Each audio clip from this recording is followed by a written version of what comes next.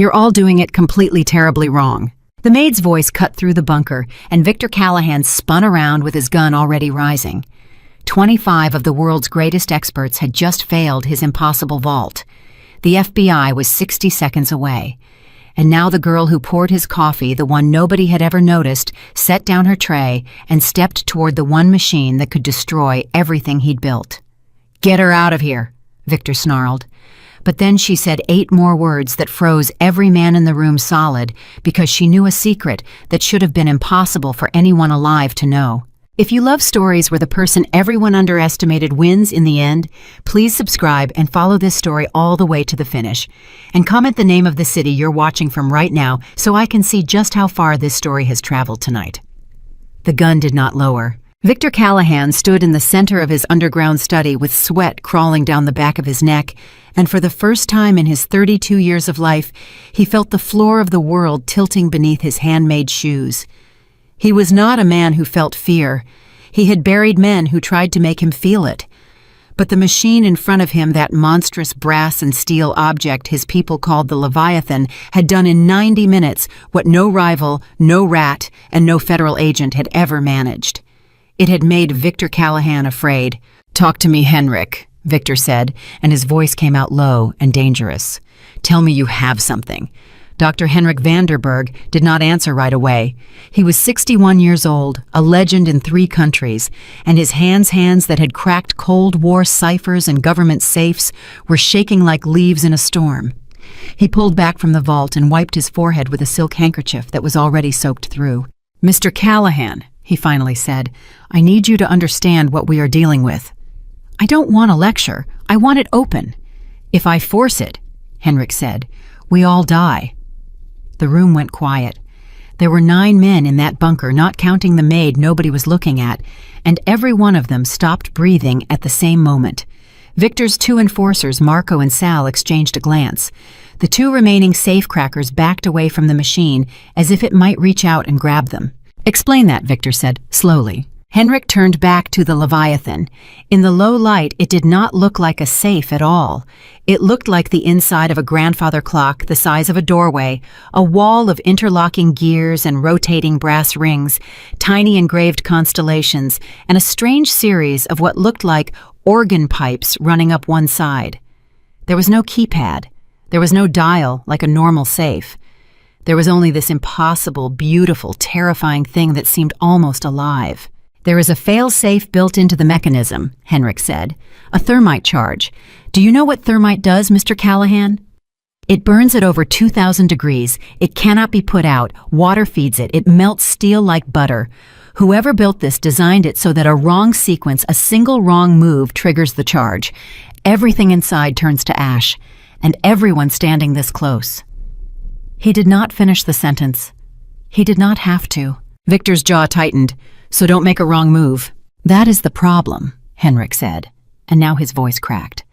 "This is not a lock I can pick. This is not a code I can guess. This is a puzzle designed by someone who understood things I have spent my entire life failing to understand. Astronomy, music, mechanical escapement, the phases of the moon. Whoever built this was not a locksmith, Mr. Callahan. This person was an artist, a ghost, and they built a machine that was meant to be impossible to solve unless you already knew its secret." Victor stared at him. "Then why," he said slowly, "did I pay you $2 million? "Because I told you I would try," Henrik whispered. "I did not tell you I would succeed. No one alive can open this.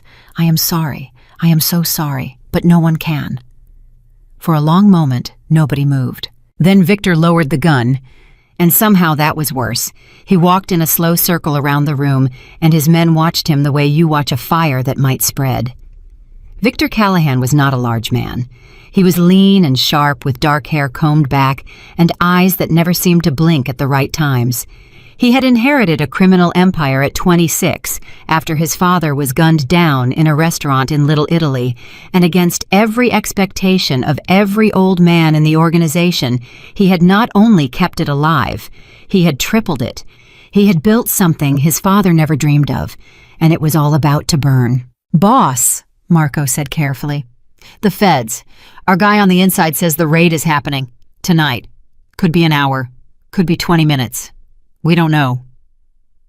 I know what the feds are doing, Victor snapped. Everything's in there, Marco went on. The ledgers, the names, every account, every deal we ever made. If they get that vault open, it's not just you. It's all of us. It's 40 years of family. I know what's in the vault, Marco. I put it there. What Victor did not say, what he would never say out loud in front of these men, was the other thing inside the Leviathan. Not the money, not the ledgers. Something else. Something he had been protecting for 6 years without fully understanding why. A single sealed envelope his father had left him with 3 words written on the front in his father's shaking hand. Open when ready. Victor had never been ready, and now he might lose it forever without ever knowing what it said. Cut it open, Victor said suddenly. The room shifted. Boss, Sal said, you heard the doc, the thermite. I heard him. Get the torch. If we can't open it, then nobody opens it. Not me, not the feds, nobody. Better it burns than it talks. Victor. Henrik grabbed his arm, forgetting himself entirely, forgetting who he was touching. You will kill everyone in this room, including yourself. Then everyone should leave, Victor said, and he pulled his arm free. I'll do it myself. That was the moment. That was the exact moment when the impossible happened. You can't cut it open, a voice said. It was not loud. It was not dramatic. It was a soft, clear voice. A young woman's voice coming from the corner of the room near the base of the stairs. And every man in that bunker turned toward it at once because none of them had even remembered she was there. Emily Carter was 22 years old. She had worked in the Callahan house for 11 months. She was the maid who brought the coffee, who cleaned the crystal, who moved through the mansion like a shadow so quiet that the guards had stopped seeing her within her first week. She wore a plain gray uniform. Her brown hair was pulled back. She had a tray of empty glasses still in her hands because she had come down to collect them minutes ago and then simply stopped staring at the machine, forgotten by everyone. Victor looked at her the way you'd look at a chair that had suddenly spoken. Get out, he said. If you cut it, Emily said, and she did not move. You'll trigger the outer thermal seal before you ever reach the charge. It'll go off the second the metal reaches 400 degrees. Not because of the code, because of the heat itself. He's right about the thermite, but he's wrong about how it triggers. The room went dead silent. Henrik turned around very slowly. What did you say? He whispered. Emily swallowed. She looked terrified. Her hands were trembling around the tray, but she kept talking, and the words that came out of her mouth did not belong to a maid. The Leviathan does not have one fail-safe. It has 3. The thermal seal is the first, the pressure lock is the second, and the third one you'll never even find because it isn't in the mechanism at all. It's in the timing. She looked up at the machine, and something crossed her face that none of them could read. It's a clock. It's always been a clock. You're all trying to break into a safe. But it isn't a safe. It's asking you a question. And none of you know the answer. Marco laughed an ugly, nervous sound. Boss, she's the cleaning girl. She's out of her mind. Let me walk her upstairs. No, said Henrik. Everyone looked at him. The old cryptographer was staring at Emily with an expression of pure naked astonishment. The thermal seal, he said.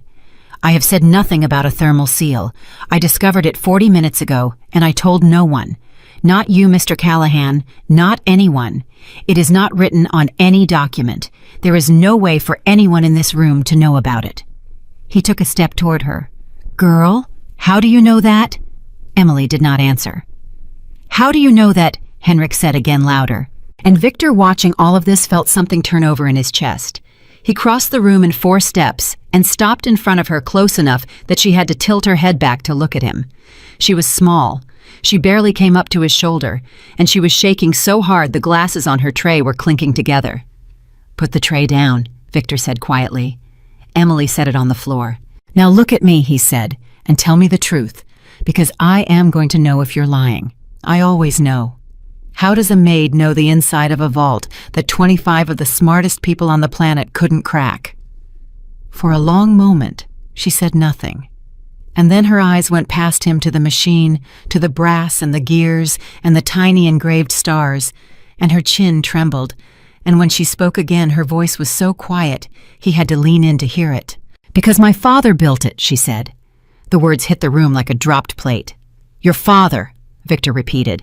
His name was Jonathan Carter, Emily said, and now the tears were coming spilling over, even though her voice stayed steady. He was a horologist, a clockmaker. The best in the world, though almost no one knew it, because he never wanted to be known. When I was a little girl in London, our whole house was covered in blueprints. Gears and stars and music everywhere on every table, pinned to every wall.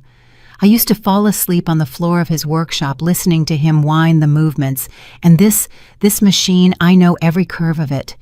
I know the sound it makes. I know the way the constellation ring is offset by 3 degrees, because he liked to leave a signature no one would ever notice. She pointed, and her hand was shaking. Look at the ring. 3 degrees. That's him. That's my father. He built this, and then he disappeared. Then, nobody said a word. He disappeared when I was 14. Emily went on, and now the words were tumbling out, 8 years of silence breaking all at once. One night he was there, and the next he was gone, and men came to our house and took his blueprints, and my mother told me he was dead. But he wasn't dead. He couldn't have been dead, because I'm standing in front of something he built after he was supposed to be gone. Do you understand this vault? It's newer than that. He built this after they took him, which means he was alive, which means somebody had him. Henrik made a small sound, almost a moan. Jonathan Carter, he whispered. My God, the stories were real. There was a man, a phantom in our field. We heard rumors of him for years, a builder who worked for people you did not speak the names of. We thought he was a legend. We thought he was a lie we told to scare apprentices.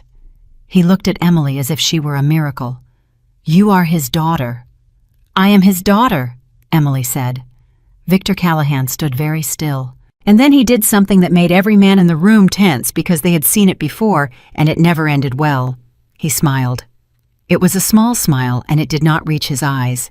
Let me make sure I understand, he said. For 11 months, the daughter of the man who built my vault has been serving me coffee, cleaning my floors, standing 3 feet away from a machine she claims she can open, and she never said a word. His voice dropped. Why now, Emily? Why not 11 months ago? Why not the first week you got here? What's the game? There's no game, Emily said. Everyone has a game.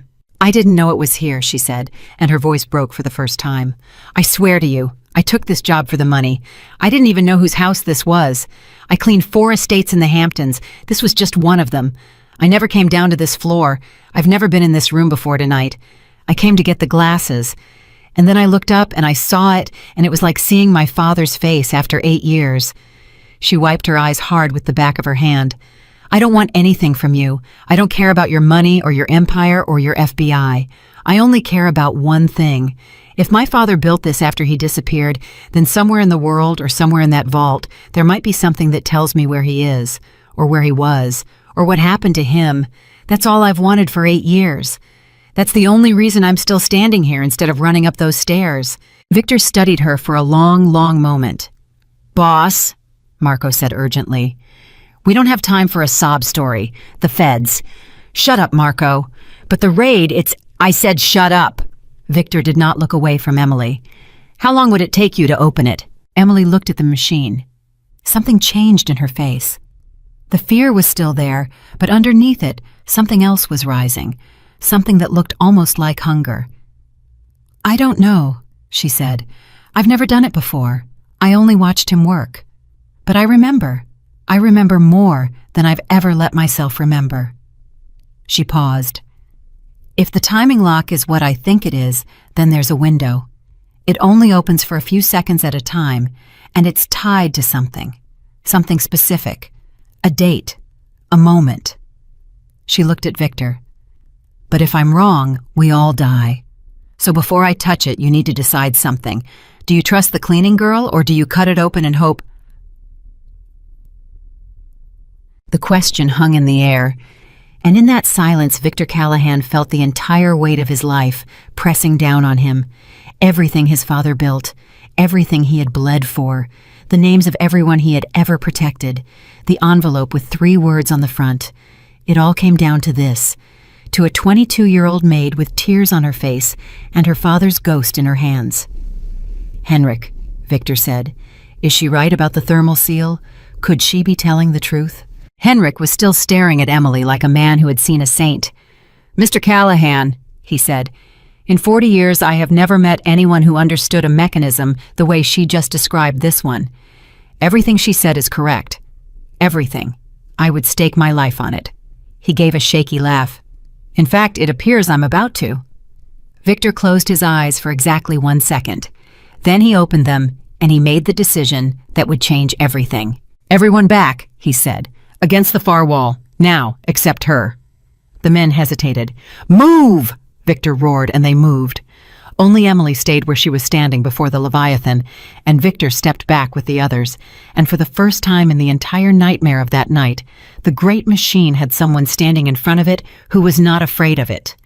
Or rather, someone who was afraid of it the way you are afraid of a parent, with love underneath. "Wait," Victor said suddenly. Emily turned. "How much time do we have?" Victor asked Marco without looking away from her. Marco checked his phone. His face had gone pale. "The inside guy just texted.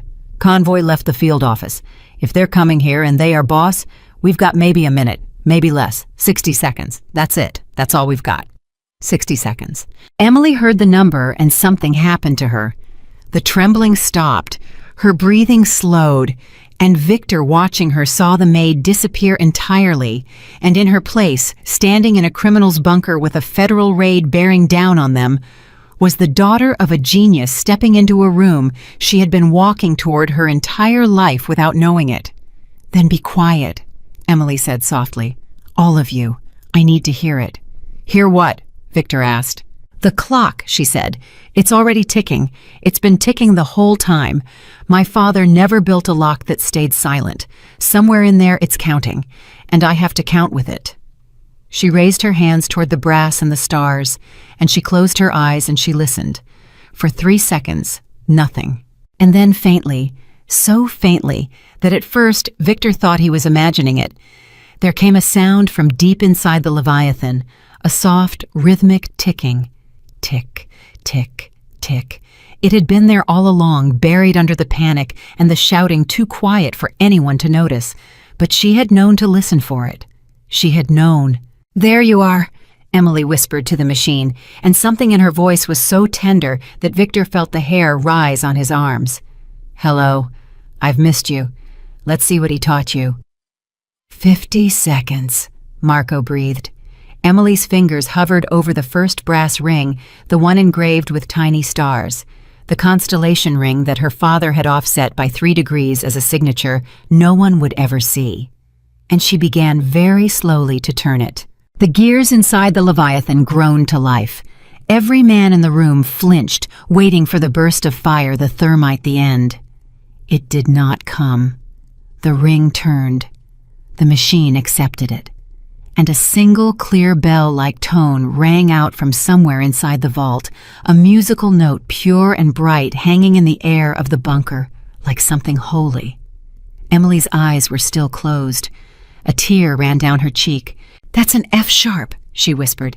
"He always started with an F sharp. It was my mother's favorite note." Her voice cracked. "He's talking to me. After 8 years, he's actually talking to me." 40 seconds, Marco said, and his voice was shaking now too, because even a career criminal could feel that something impossible and sacred was happening in that room. "Emily," Victor said, low and urgent, "I need you to keep going. Whatever he's saying to you, you have to keep going. Please." It was the first time in his adult life Victor Callahan had said the word please and meant it. Emily opened her eyes. "The constellation," she said, and now she was speaking fast, the knowledge pouring out of her faster than she could think it. "It's not just decoration. It's a star map. And it's set to a specific date because the position of the stars is different every single night. He locked it to one night out of thousands, and to open the first seal I have to align it to that exact night, the night that mattered most to him." She stared at the map of stars. "But I don't know which night. He never told me. How am I supposed to know which?" She stopped. Her whole body went rigid. "Emily," Victor said. "What is it? What's wrong?" "No," she whispered. "It's not the night that mattered most to him. It's the night that mattered most to me. He'd never lock it to his own memory. He'd lock it to mine. Because he knew. He knew that someday I might be the only one who could open it. He built it for me. Her hand flew to her mouth. Oh my God. He knew they'd never let him go.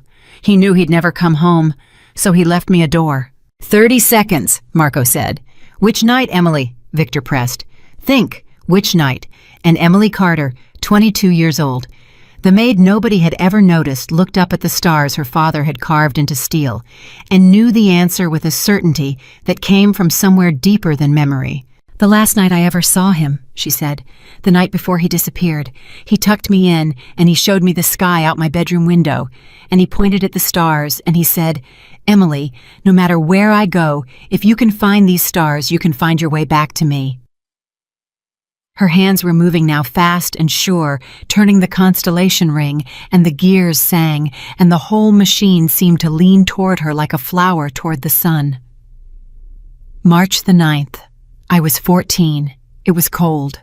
There was Orion right there over the rooftops, and the moon was a thin little crescent, and he kissed my forehead, and he said, Find the stars, Emily. Find the stars and find your way home. The ring locked into place with a deep, resonant clunk. The entire machine shuddered, and every gun in the room came up because it sounded exactly like the beginning of the end. Nobody move, Emily said without turning around. That's the first seal. It's supposed to sound like that. 20 seconds, right? 20 seconds. Marco confirmed, and now he was staring at her with something close to worship. Victor Callahan stood frozen against the far wall, watching a miracle unfold in his basement. And for the first time since he was a boy, since before his father was killed, since before he became the most feared man in New York, he felt something he had spent his whole life burying. He felt hope. There's a second seal, Emily said, and her voice had gone quiet and focused the voice of a surgeon inside the final moments of an operation. The pressure lock. The doctor was right about that one. But it doesn't open with a code. It opens with music. My father encoded a melody into the escapement. A specific melody. And if I play it back note by note in the right order, the pressure equalizes and the second seal releases. She flexed her fingers over a row of tiny brass keys set into the side of the machine keys that looked almost exactly like the keys of a piano, but smaller and older and stranger. But if I play one wrong note, the whole thing locks forever. And then the third fail-safe triggers. And then... She did not finish. How do you know the melody? Henrik asked, breathless. How could you possibly know it? Emily's hand hovered over the keys. Because he used to hum it to me, she said. Every single night. It was my lullaby. He wrote it for me when I was born. He said it was the only song in the world that was truly, completely mine. Tears were streaming freely down her face now, and she was smiling through them, smiling like a woman who had waited 8 years to come home. He hid my own lullaby inside a vault at the center of a criminal empire, and he trusted that one day I'd remember it. He believed in me, even when he was a prisoner, even when he had nothing left. He believed his little girl would find her way back to him. 15 seconds, Marco whispered. Emily closed her eyes one final time, and she began to play. The first note rang out high and sweet, then a second lower, then a third, and as her fingers moved across the tiny brass keys, the most extraordinary sound filled the bunker, a delicate, aching, beautiful melody, a lullaby that a father had written for a daughter. He loved more than his own freedom, hidden inside a machine of steel and secrets, waiting 8 long years for the only person on earth who could ever set it free. The men lowered their guns without realizing they were doing it. Henrik Vanderberg, a hardened cryptographer who had not cried since he was a child, wept openly, and Victor Callahan, the most dangerous man in New York, stood against the wall of his own vault and listened to a stranger play a song he had never heard and felt his entire understanding of the world quietly, completely break apart. Because he had spent his whole life believing that power was the only thing that mattered. That strength was the only currency, that the weak served the strong, and that was simply how the world was built. And now here was a girl in a maid's uniform, a girl he had walked past 100 times without seeing a girl worth less than the coffee she had poured him, doing something he could not do, something Henrik could not do, something 25 of the greatest minds on the planet could not do. And she was doing it not with power. She was doing it with love. The melody climbed toward its final note. Emily's hand hovered over the last key. Her whole life, everything she was, everything she had lost, everything she still hoped to find, hung on a single note suspended in the air of that terrible room. 10 seconds, Marco breathed. And Emily Carter pressed the final key of her father's lullaby. The note rang out clear and true and rose up toward the ceiling and hung there shimmering. And for one endless, agonizing heartbeat, nothing happened at all. Then deep within the Leviathan, something enormous shifted. The note hung in the air, and then it fell silent, and for one terrible second, Emily thought she had failed. Then the Leviathan exhaled. There was no other word for it. A long, low hiss of pressure escaping from somewhere deep inside the machine, a sound like the whole vault letting go of a breath it had held for 8 years. The brass rings shuddered. The organ pipes along the side vibrated, and the second seal, the pressure lock that Henrik had sworn no living person could pass, slid open with a heavy, satisfied groan. Nobody in the room moved. "That's 2, Emily whispered. Her hands were still trembling over the little brass keys. 2 down. 8 seconds, Marco said, and his voice cracked on the number. "I know," Emily said. "I heard you." "There's still a third one," Henrik breathed. "You said 3 fail-safes. You said the third one wasn't even in the machine." "It isn't." Emily didn't turn around. Her eyes were locked on the center of the Leviathan, where a small circular panel had begun very slowly to rotate on its own. "The third one is the timing. And the timing just started. The second the pressure lock released, it began counting down. If I don't finish before it reaches 0, everything reseals and the thermite arms itself, and then nobody, not me, not anyone opens this vault ever again." She swallowed hard. "It becomes a coffin. Forever." "How long?" Victor asked. He had stepped away from the wall without realizing it. He was standing 3 feet behind her now, close enough to see the sweat on the back of her neck, close enough to see how badly her hands were shaking. "How long until it reseals?" "I don't know," Emily said. "He never told me that part, but it'll be short. He'd have made it short, long enough for the right person to finish and not 1 second longer for the wrong person to get lucky." She flexed her fingers. "So please, everyone, stop talking. I have to feel it now."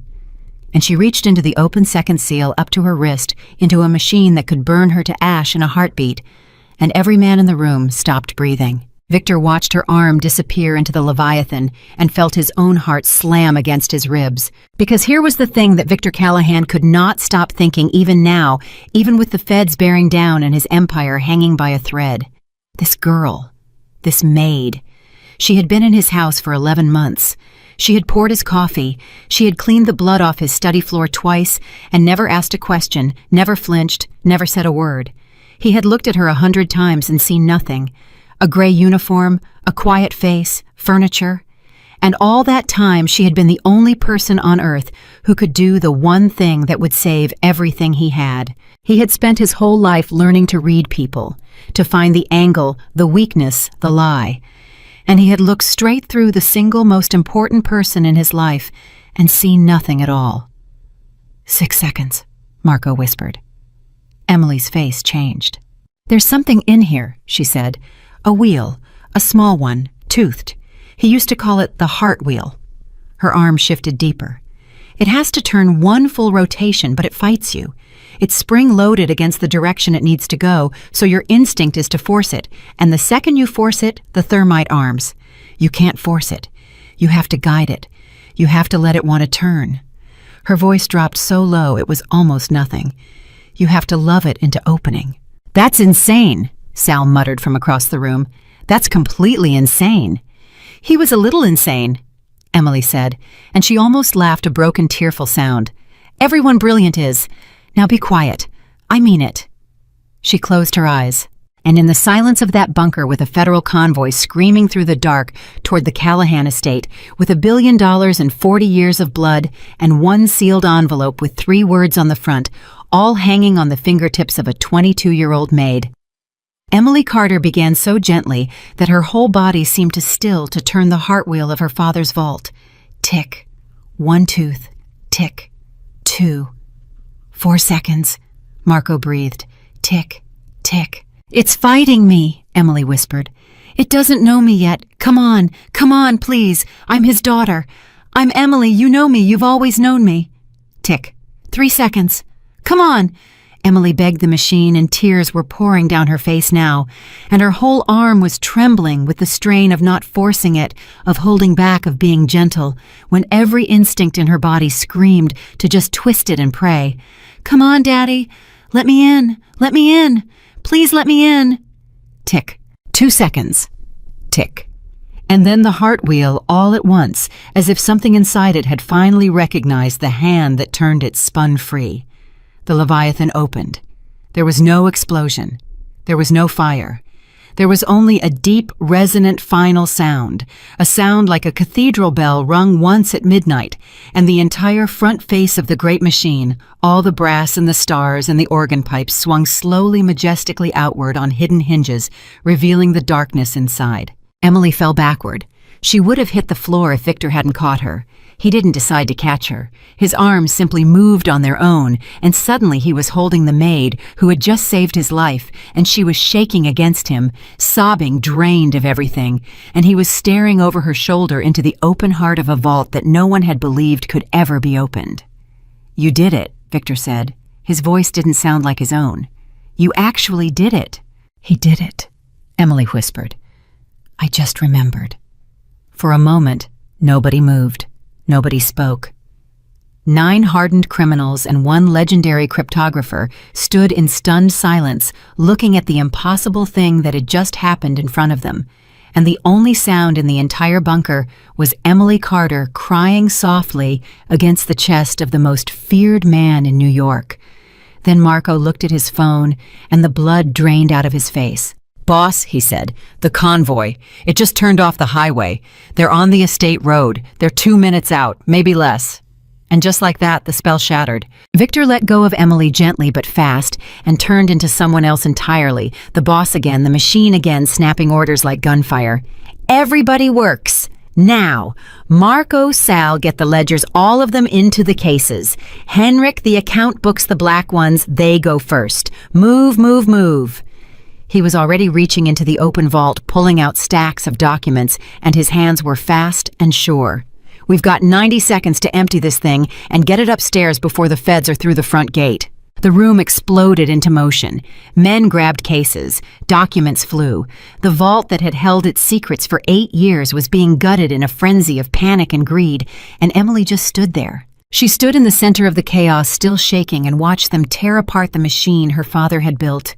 And something in her chest was cracking wide open.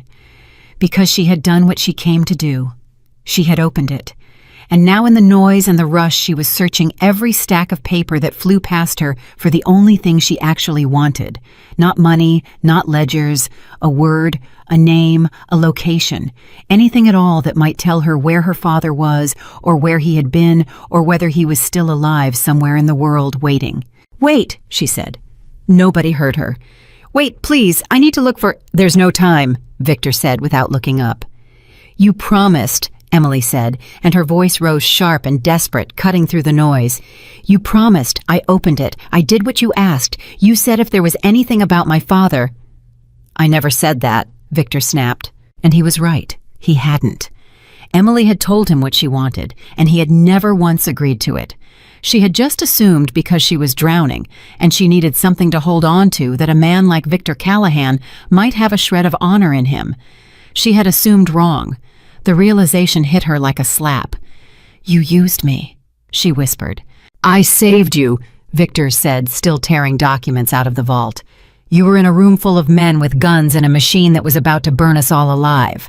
I could have shot you the second you opened your mouth. I didn't. Now step back and let me work, and when this is over, we'll talk about your father. When this is over, Emily repeated. When this is over, you'll be gone.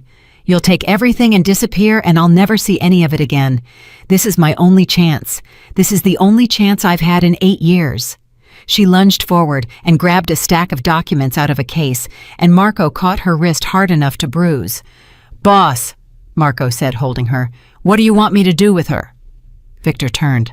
And for one long, terrible moment, Emily saw exactly who Victor Callahan really was. She saw the calculation move behind his eyes, cold and fast, the same calculation he must have made 100 times before deciding whether a person lived or died. She had just saved his entire empire, and he was standing there in front of God and his men deciding whether she was worth keeping alive. "Let her go," Victor said finally. Marco blinked. "Boss, I said let her go." Victor's voice was flat. "She opened the vault. She earned that much."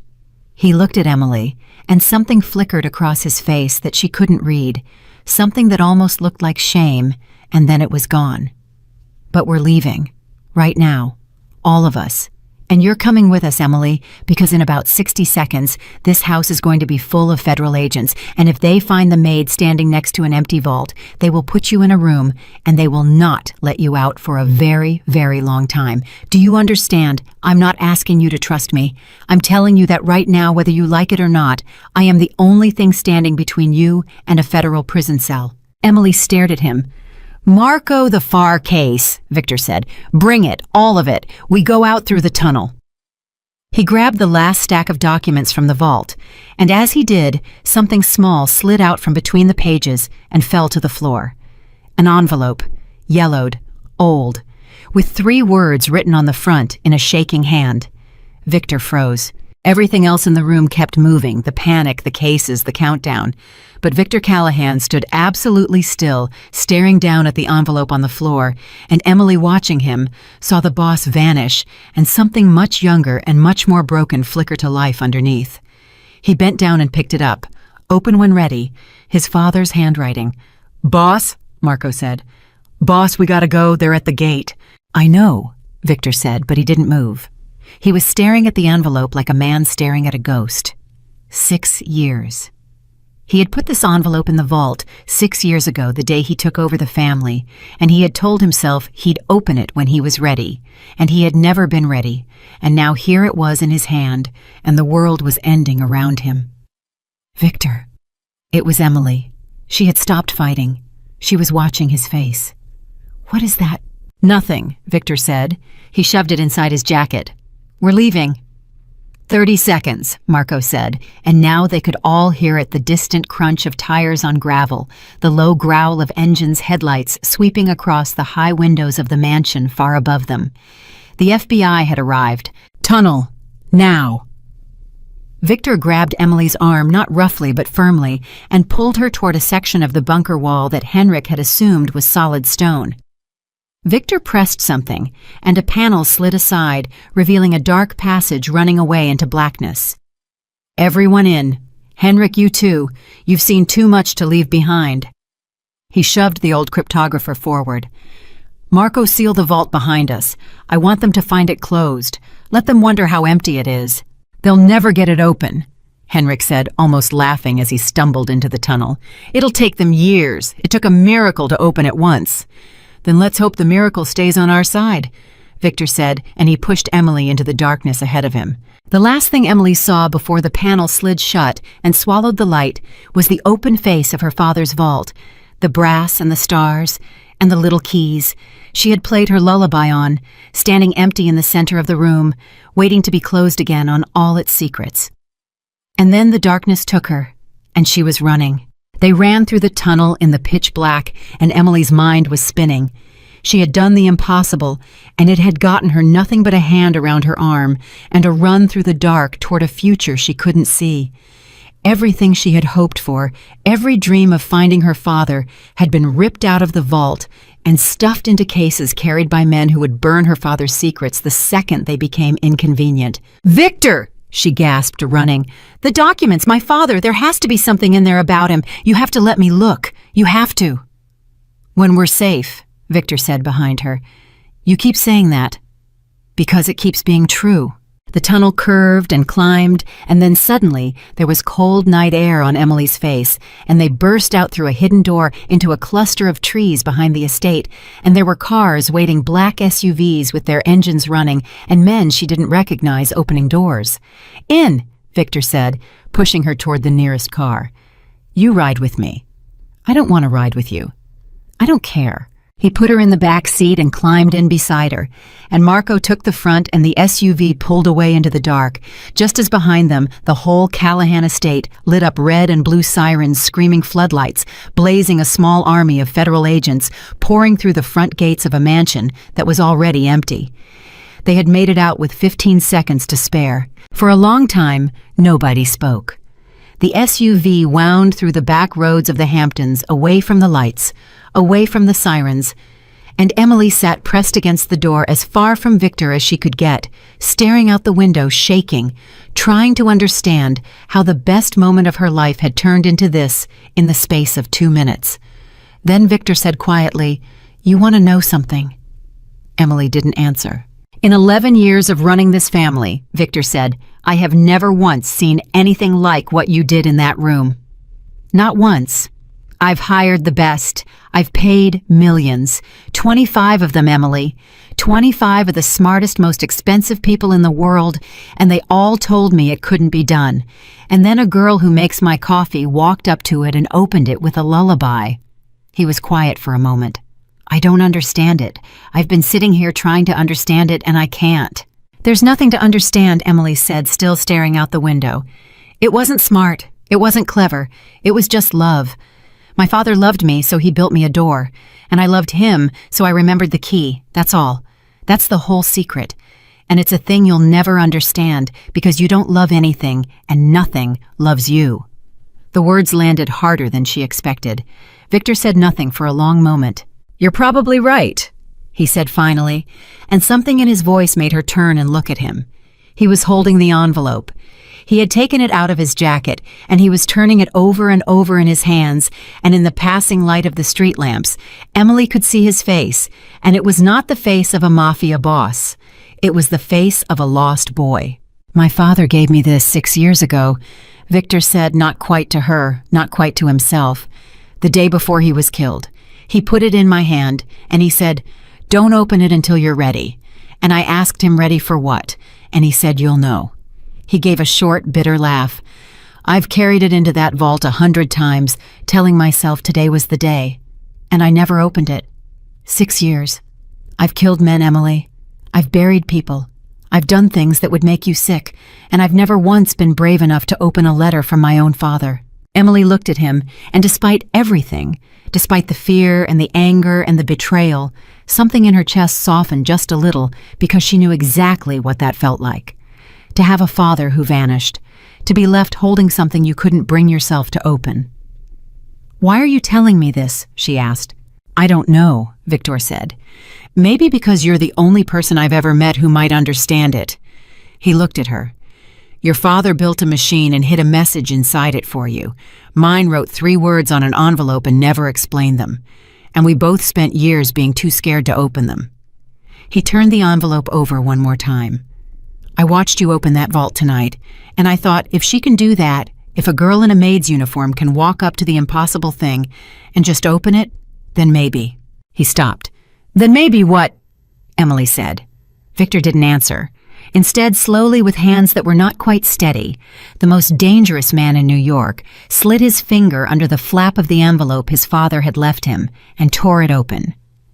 Emily watched him unfold a single sheet of paper. She watched his eyes move across it, and she watched Victor Callahan's face fall apart. It happened all at once. The cold mask, the boss, the machine, the man who never let anyone see anything, all of it collapsed in the space of a single breath. His hands started to shake. The color drained out of his face. His mouth opened and no sound came out. "Victor," Emily said, "what is it? What does it say?" He didn't answer. "Victor." "It's not possible," he whispered.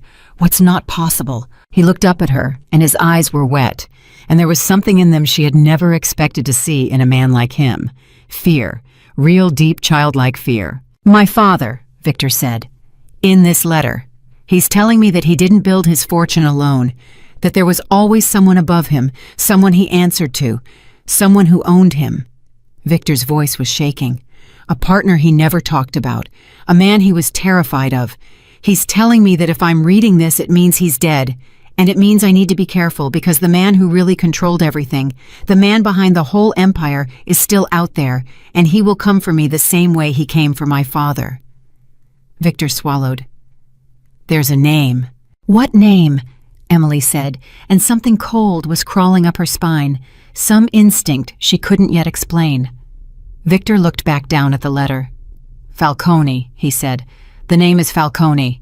Marco in the front seat went rigid. "Boss," he said slowly, "Falcone's a myth. That's a boogeyman name. Guys use it to scare each other. There's no Falcone."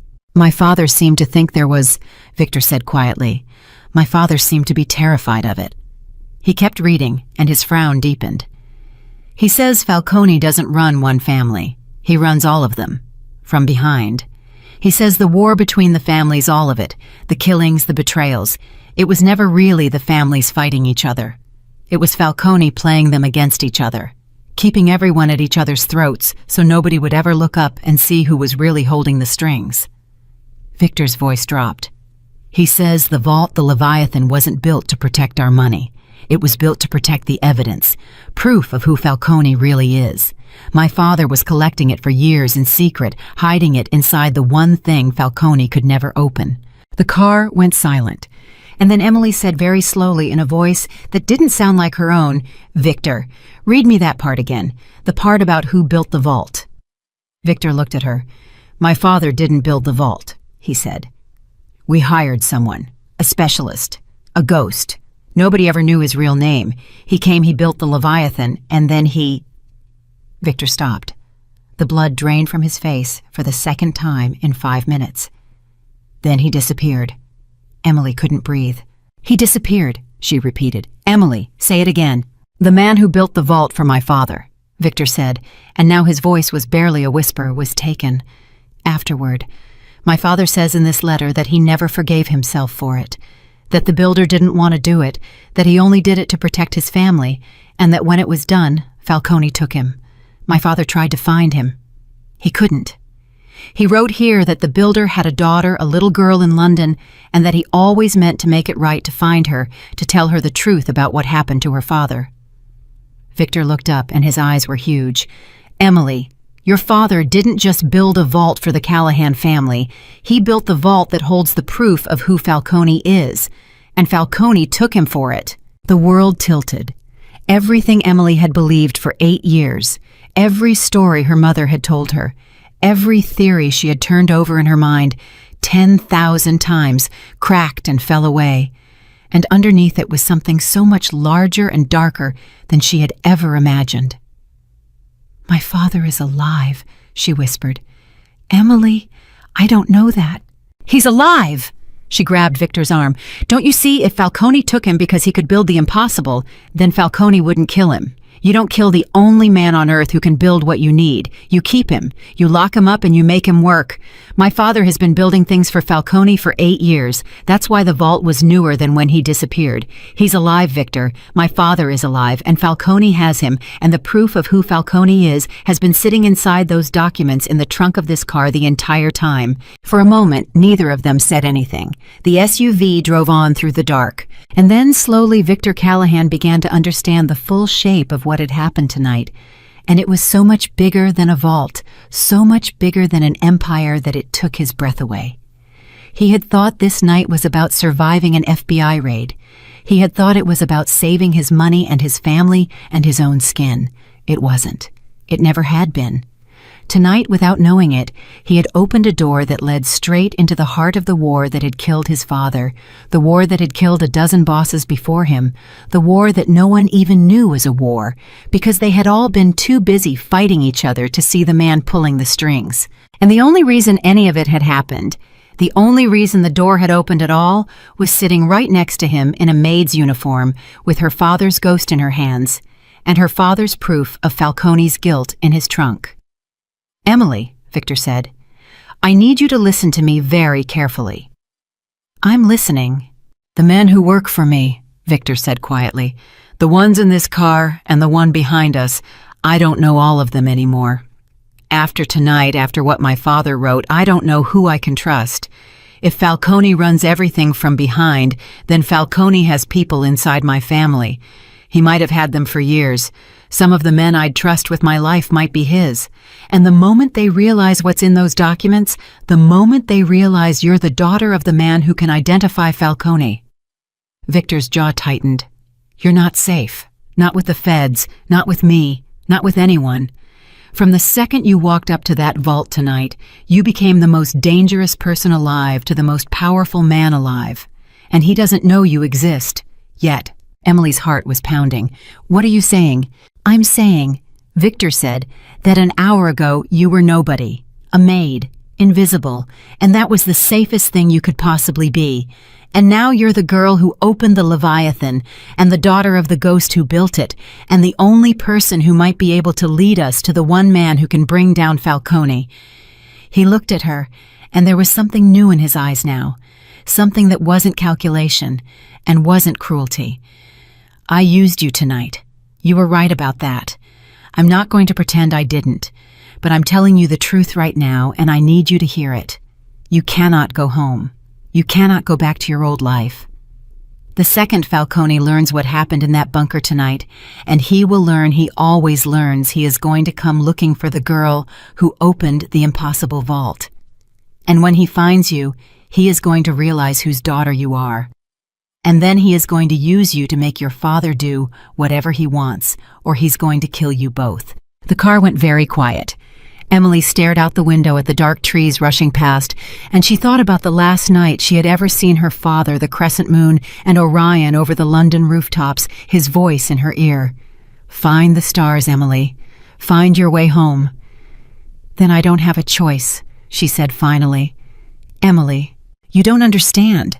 She turned to him and her eyes were burning, and the fear was still there, but underneath it now was something harder, something that had been waiting 8 years to have a direction to point itself in. My whole life I've had nothing to fight. My father vanished and there was no one to blame, nothing to do, nowhere to go.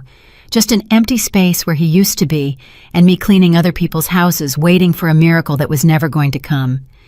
And now you're telling me there's a man, a real man, with a name, Falcone. And he took my father, and he still has him, and everything I need to find him is sitting in the back of this car. Her voice didn't shake at all now. You think you're warning me. You think you're scaring me. But you just gave me the one thing I've wanted for 8 years, a way home. She held his gaze.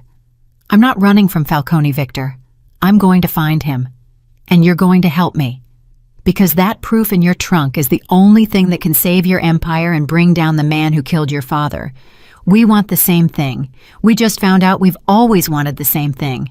Victor Callahan looked at her for a long, long time. And then slowly the most dangerous man in New York did something none of his men had ever seen him do.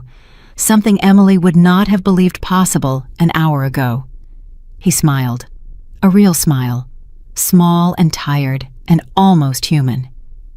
You know, he said, when you walked up to that vault tonight, I thought you were the most reckless person I'd ever seen in my life. Now I'm starting to think you might be the bravest. I'm not brave, Emily said. I'm just done waiting. Marco cleared his throat from the front seat. Boss, he said carefully, I don't want to interrupt whatever this is, but there's a problem, a big one. What? Victor said. That second car, the one behind us with Sal and the documents. Marco's eyes were fixed on the rearview mirror and his voice had gone flat and strange. It's not behind us anymore. Victor spun around in his seat and looked out the back window. The road behind them was empty. When did it drop off? Victor demanded. Marco, when... I don't know. A few minutes ago. I thought maybe they took the other fork. Maybe they were being careful, splitting up in case of a tail. Marco's knuckles were white on the wheel.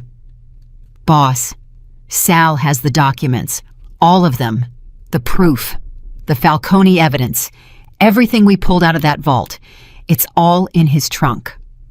The silence in the car was absolute, and Emily, watching Victor's face go slowly white, understood with a sick and dawning horror exactly what it meant. Someone got to him, Victor said quietly. Someone in my own family. Tonight. The second we came out of that tunnel. He closed his eyes. Falcone already knows. He knew before we even got out of the house. He has someone inside close enough to peel off the car carrying the one thing that could destroy him, and I didn't even see it happen." His hand closed into a fist. "The documents are gone. Your father's proof. 8 years of evidence. Gone. And whoever took it works for me, and I don't know who they are." Emily's whole body went cold. "Then it's already started," she whispered.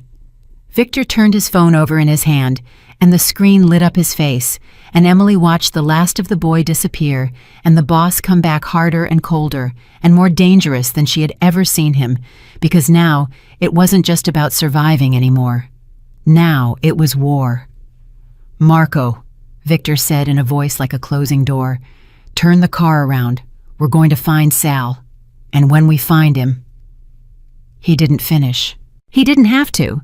And as the SUV swung hard across the empty road and its headlights cut back into the darkness they had come from Emily, Carter gripped the seat and stared into the night, and somewhere out there in the dark she knew was a man named Falcone who had stolen her father and who now held the only proof of his own guilt and who did not yet know that the daughter of the ghost was coming for him. The SUV tore back the way it had come, and Victor was already dialing phone pressed hard against his ear, and Emily could hear it ringing and ringing and ringing into nothing. "Sal's not picking up," Victor said. "Marco, call him." "I've been calling him, straight to voicemail. Same with the driver, same with Tommy." Marco's voice was tight. "Boss, nobody in that car is answering. Nobody." "Then they're dead or they're bought," Victor said. "There's no third option." Emily gripped the door handle as the car swung around a curve.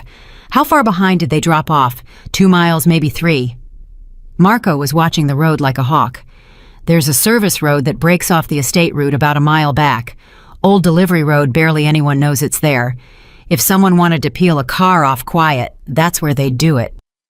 "Then that's where we go," Victor said.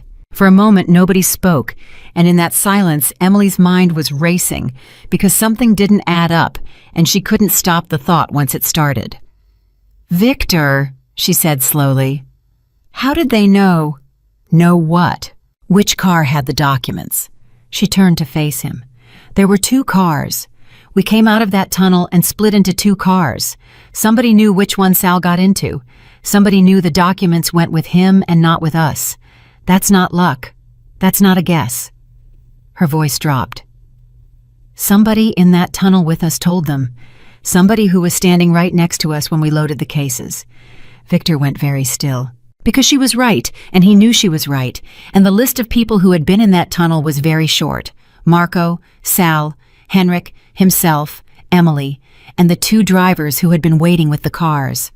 "Henrik," Victor said quietly. "He was in our car," Emily said. "He came with us." "The drivers then." "Or Marco," Emily said. The car swerved. "Watch it," Victor snapped, but his eyes had moved to the back of Marco's head, and Emily saw it happen, saw the poison of the thought take root, because that was what a man like Falcone did. That was the whole genius of it. He didn't have to be in the room. He just had to plant one seed of doubt, and it would grow on its own, and it would turn allies into enemies without Falcone ever lifting a finger. "Boss." Marco's voice had changed. He'd heard it. Of course he'd heard it. "Don't you do that. Don't you look at me like that. 12 years. 12 years I've bled for your family. I took a bullet for your father in front of that restaurant. I've got the scar. You want to see the scar? Keep your eyes on the road, Marco. You think I'd sell you out to Falcone? A name I never even heard until 10 minutes ago." Marco's hands were shaking on the wheel now, and Emily couldn't tell if it was rage or fear or both. "I don't even know who that is. None of us do.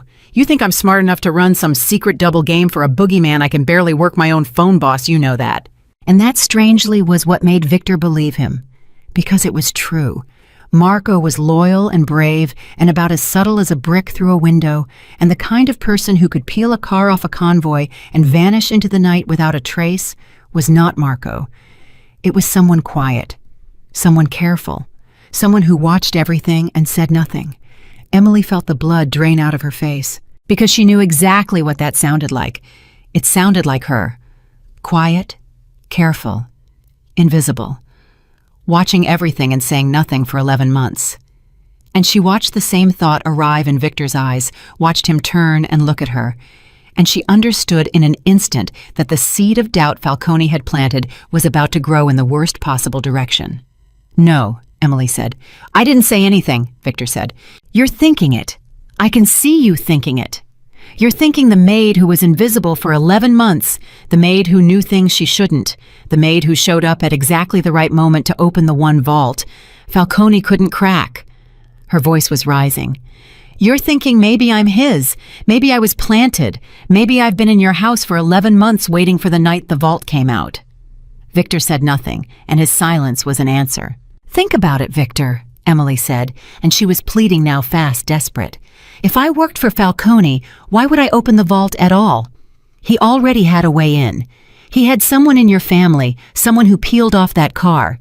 He didn't need me. If I were his, the smartest thing I could ever do would be to stand in that corner and stay invisible and let you cut the vault open and burn everything, including the proof against him. That's what Falcone would want. The proof gone forever. Instead, I stepped forward. I risked my life. I saved the one thing that can destroy him." Her chest was heaving.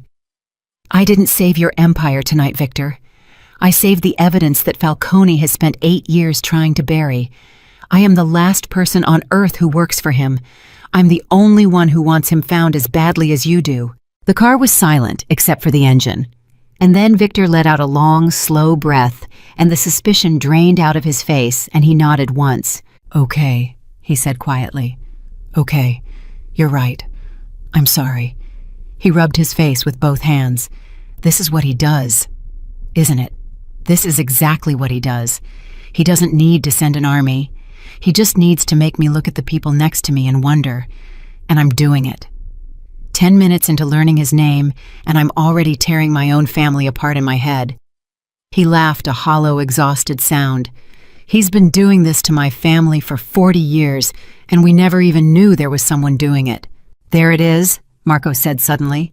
Up ahead, the service road broke off from the main route, a narrow, dark strip vanishing into the trees, and Marco slowed the SUV and killed the headlights and turned onto it, and they crawled forward in the dark. "Slow," Victor murmured. "Slow." And then they saw it. The second SUV was sitting at an angle across the service road, one door hanging open, its headlights still burning weakly into the trees. It wasn't moving. Nothing was moving. "Stop the car," Victor said. Marco stopped. For a moment, none of them breathed. "Stay here," Victor told Emily. "No. Emily, if Sal's hurt, someone needs to help him, and I'm the only one here who's ever done a day of actual work with their hands," Emily said, already opening her door. "You 3 point guns at things. I know how to move a body and check if it's breathing.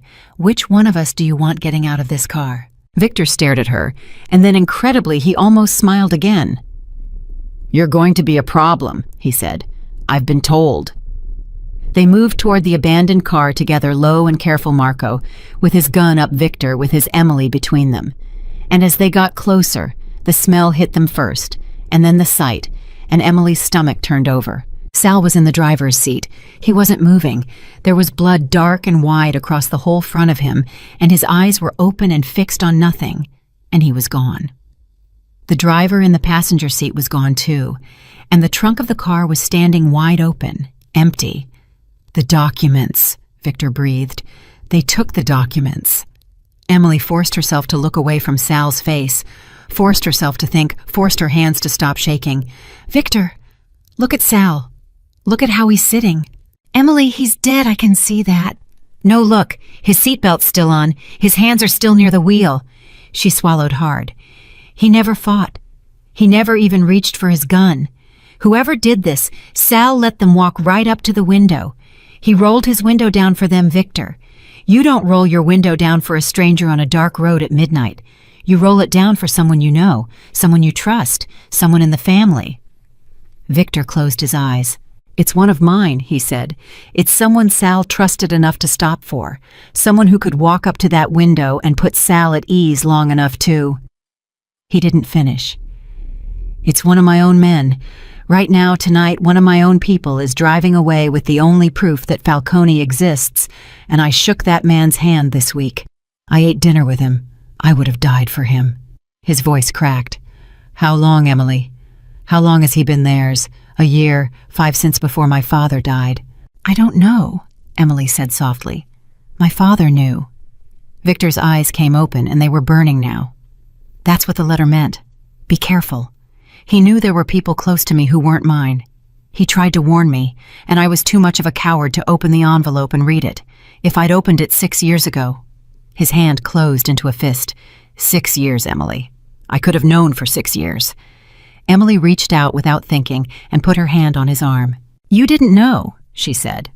"Neither did I. My mother told me my father was dead. I believed her for 8 years. We both got lied to by people we loved, and we both spent years too scared to look the truth in the face. But we're looking now, Victor. Both of us. Tonight. That has to count for something." For a moment, Victor just looked at her hand on his arm.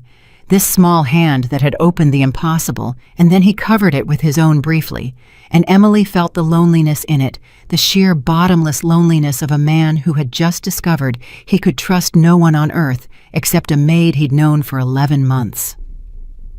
"Boss," Marco said quietly from a few feet away. He was crouched by the open trunk. "You need to see this." They came over. There was a single sheet of paper lying in the empty trunk, placed there deliberately squared to the edges. It hadn't fallen. It had been left, and on it in clean printed letters were 4 words. Emily read them, and her blood turned to ice. "She belongs to me." Nobody spoke. "He knows," Emily whispered. "Falcone, he already knows about me. He knows I opened the vault. He knows I'm the daughter. He left this here tonight an hour after it happened. He knows everything already." She backed away from the trunk. How does he know already? We haven't told anyone. The only people who know I'm Jonathan Carter's daughter are in that bunker or in this car." Victor's face had gone gray, because there was only one answer, and it was the same answer as before, only worse now, so much worse. Someone who had been in that bunker when Emily confessed who her father was. Someone who had heard every word. Someone who had gotten the message to Falcone within the hour and killed Sal and taken the documents and left this note. And Victor ran the list again in his mind, the short, terrible list of who had been standing in that room when Emily said the words, "My father built it." And this time the answer landed on someone he had not suspected at all. Someone he had brought along specifically because he'd seen too much to leave behind. Someone sitting right now, safe and sound in the estate somewhere or wherever Victor's men had stashed him. Someone Victor had personally saved. "Henrik," Victor said. Emily went cold. "Henrik was in our car. He couldn't have—" "He was in our car until we came out of the tunnel," Victor said slowly. "And then, in the chaos of loading up, do you remember where he went?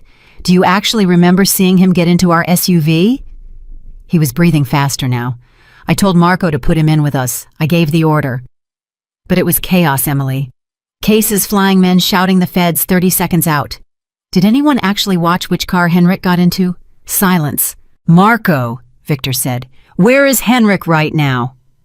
Marco's face changed. He fumbled for his phone. The other cars were supposed to take him to the safe house on Dune Road. Let me call and confirm he made it. He dialed. He waited. His face got worse. "They're saying—" He looked up slowly. "Boss, the guys at the safe house say Henrik never showed up. They've been waiting. He's not there. He was never in any of the cars that went to Dune Road." "He never got in a car," Emily whispered. "He walked away," Victor said. "In the chaos right after we came out of the tunnel while we were loading up. And I was distracted by that envelope. Henrik Vanderberg walked into the trees and made a phone call." His voice was deadly quiet now. "The cryptographer. The one I paid $2 million. The one who told me the vault could never be opened. The one who confirmed every fear, who made me want to cut it open and burn everything." Victor's hands were shaking with rage now. "He wasn't there to open the vault, Emily. He was there to make sure nobody else could. He was there to make sure I destroyed it. He works for Falcone. He's probably worked for Falcone for years. And I brought him into my own home and handed him the keys to everything." Emily felt sick because it fit all of it, every horrible piece. "And when I opened the vault anyway," she said slowly, "when I did the thing he swore was impossible, he had to improvise. He couldn't stop it anymore, so he just watched and listened. and the second I said who my father was, he had everything Falcone needed. Then he slipped away in the confusion and made his call, and Falcone sent someone to take the documents and kill Sal. Her hands were trembling. It's my fault, Victor. If I'd just stayed quiet, if I'd never opened my mouth, Falcone would never have known I existed. No. Victor grabbed her shoulders and turned her to face him. Listen to me. If you'd stayed quiet, I'd have cut the vault open, and the thermite would have killed us all, or if it didn't, the evidence would be ash, and Falcone would have won completely and forever, and no one would ever have known he existed. You didn't help him tonight, Emily. You did the one thing he never planned for. You opened a door that was supposed to stay shut forever. He's not chasing you because you helped him. He's chasing you because you're the single greatest threat to him that has existed in 40 years. He held her gaze. You. A maid. You scared the most powerful man in the country badly enough that he moved within the hour. Do you understand what that means? It means he's not invincible. It means he's afraid, and a man who's afraid makes mistakes. Emily stared up at him, and slowly the sick guilt in her chest began to harden into something else. Okay, she said. Okay. We need to move, Marco said, glancing back down the dark road.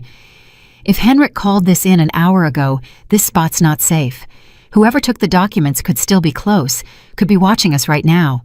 Victor nodded and pulled Emily back toward their SUV, and they climbed in, and Marco swung the car around, and they left Sal and the empty trunk and the terrible note behind in the dark. And as they drove, Emily's mind was working faster now because the shock was wearing off, and underneath it was something colder and clearer. Victor, she said. The documents are gone. Falcone has them. So the proof against him, the thing my father spent years collecting, it's back in Falcone's hands, which means we've got nothing. We can't go to the feds, we can't move against him, we've got no evidence. We're right back where we started, except now he knows we exist. I know, Victor said grimly. But, Emily said, there's one thing Falcone still doesn't have. Victor looked at her. He doesn't have the man who built the vault, Emily said quietly. He has the documents that were inside it, but he doesn't have the mind that made it. My father. Her voice was steady now, dead steady. Think about it, Victor. My father spent years secretly collecting proof against Falcone and hiding it inside a machine only he could build. Does that sound like a man who put all his eggs in one basket? Does that sound like a man who kept only one copy of everything sitting in one vault that Falcone could take in a single night? Victor's eyes widened slowly. You think there's more, he said. I think my father was the most careful man who ever lived, Emily said. I think he knew exactly who he was dealing with. And I think if he hid proof in that vault, then he hid proof somewhere else too. Somewhere Falcone would never find it. Somewhere that only makes sense if you know how my father's mind works. A backup, a failsafe, because that's what he did his whole life. He never built anything with just one lock. He always built 3. Her voice caught.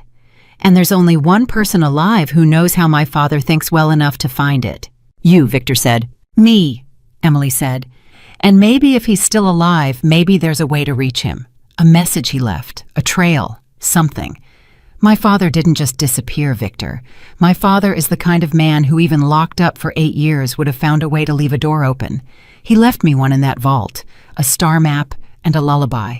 He was telling me he believed I'd come. That means he left himself a way to be found. I know it. I feel it. Her eyes were shining. He's out there, Victor. And Falcone has him, and Falcone has the documents, but Falcone does not have me, and I am the one thing my father built his whole life around. I'm the key. I've always been the key. He said so himself on the vault. Find the stars. Find your way home. For a long moment, Victor said nothing. Then he said very quietly, There's something I haven't told you. Emily turned to him. The letter from my father. Victor pulled it out again, and his hands weren't quite steady. There was more, at the bottom.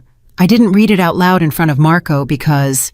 He glanced at the front seat, then lowered his voice. There's a line. My father wrote, if you ever find the builder or anyone connected to him, protect them with everything you have because they are the only person alive who knows where Falcone keeps what he values most. Victor swallowed. Emily, my father wasn't just telling me Falcone exists.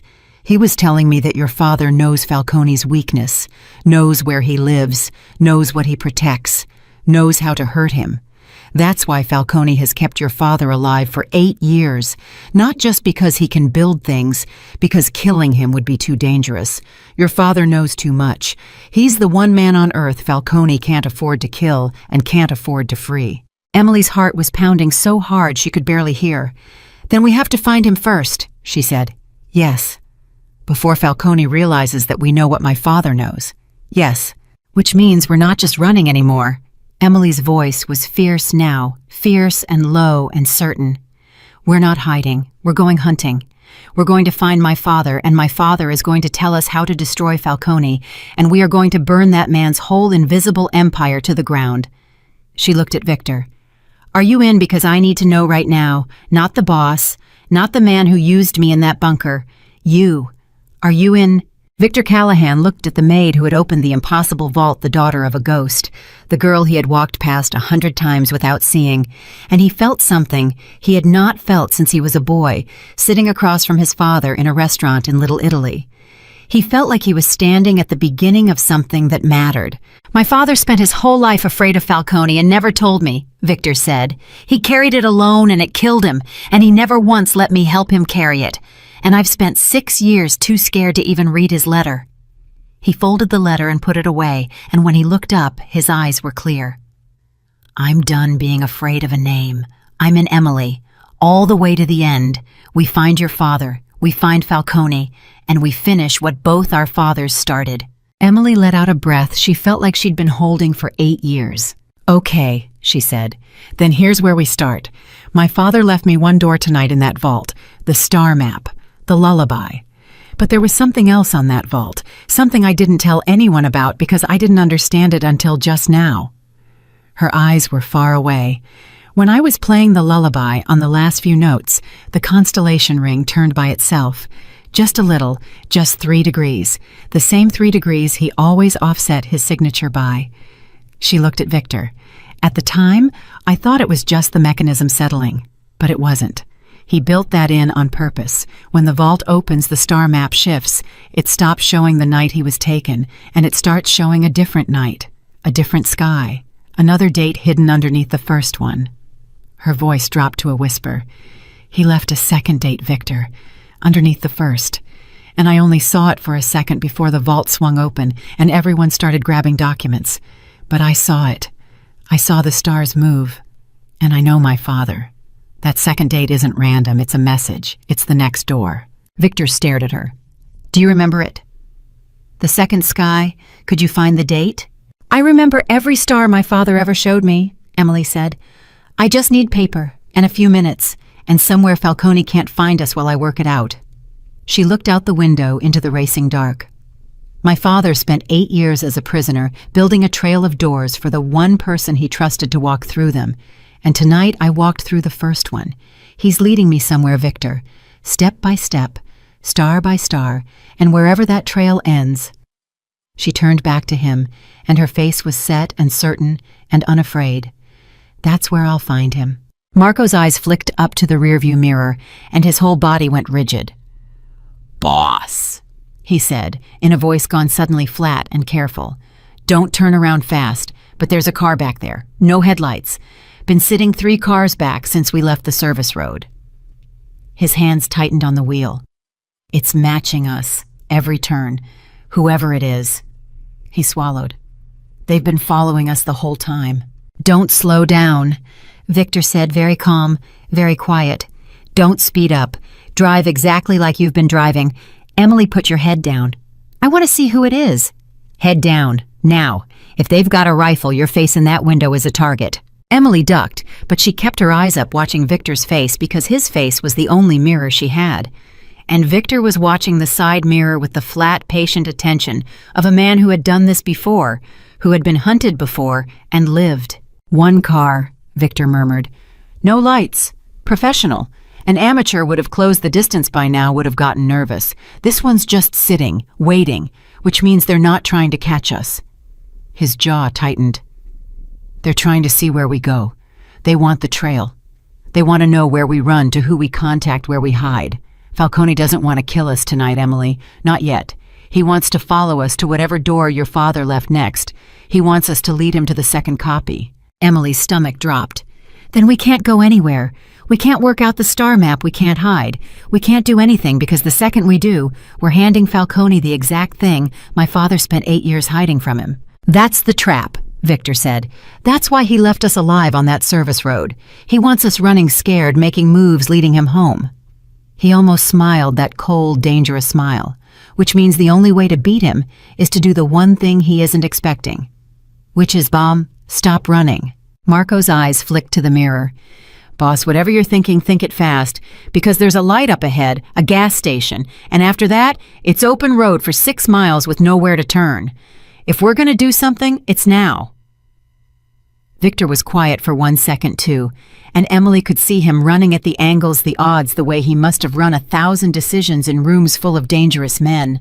"Pull into the gas station," Victor said. "Park under the lights, right under them where anyone watching can see everything. Then we all get out slow, and we go inside and we buy coffee, and we stand in the light where nobody can touch us." He looked at Emily.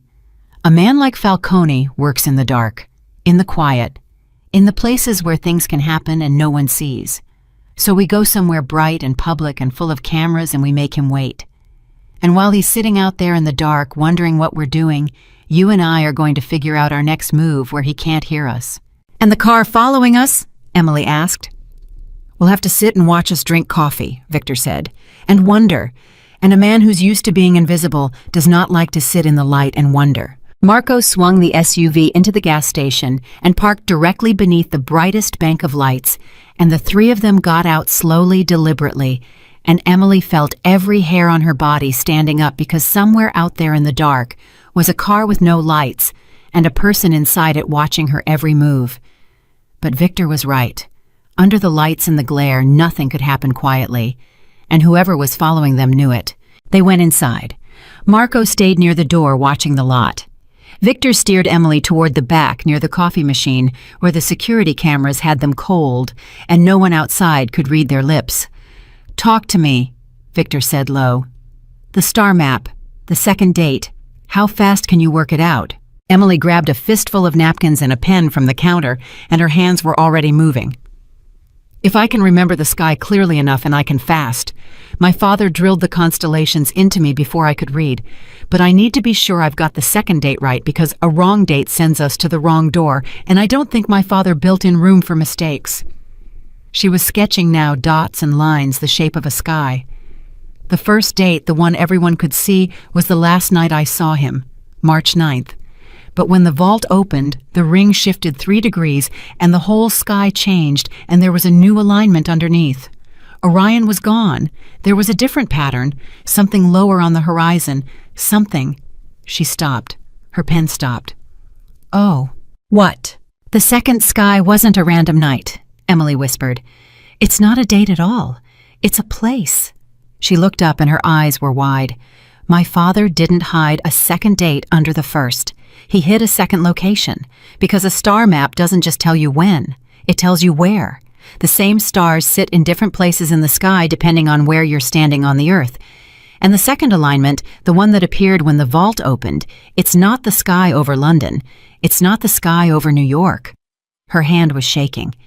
"It's the sky over somewhere else, somewhere specific. He's telling me not when to look.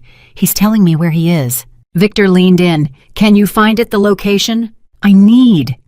Emily's mind was racing.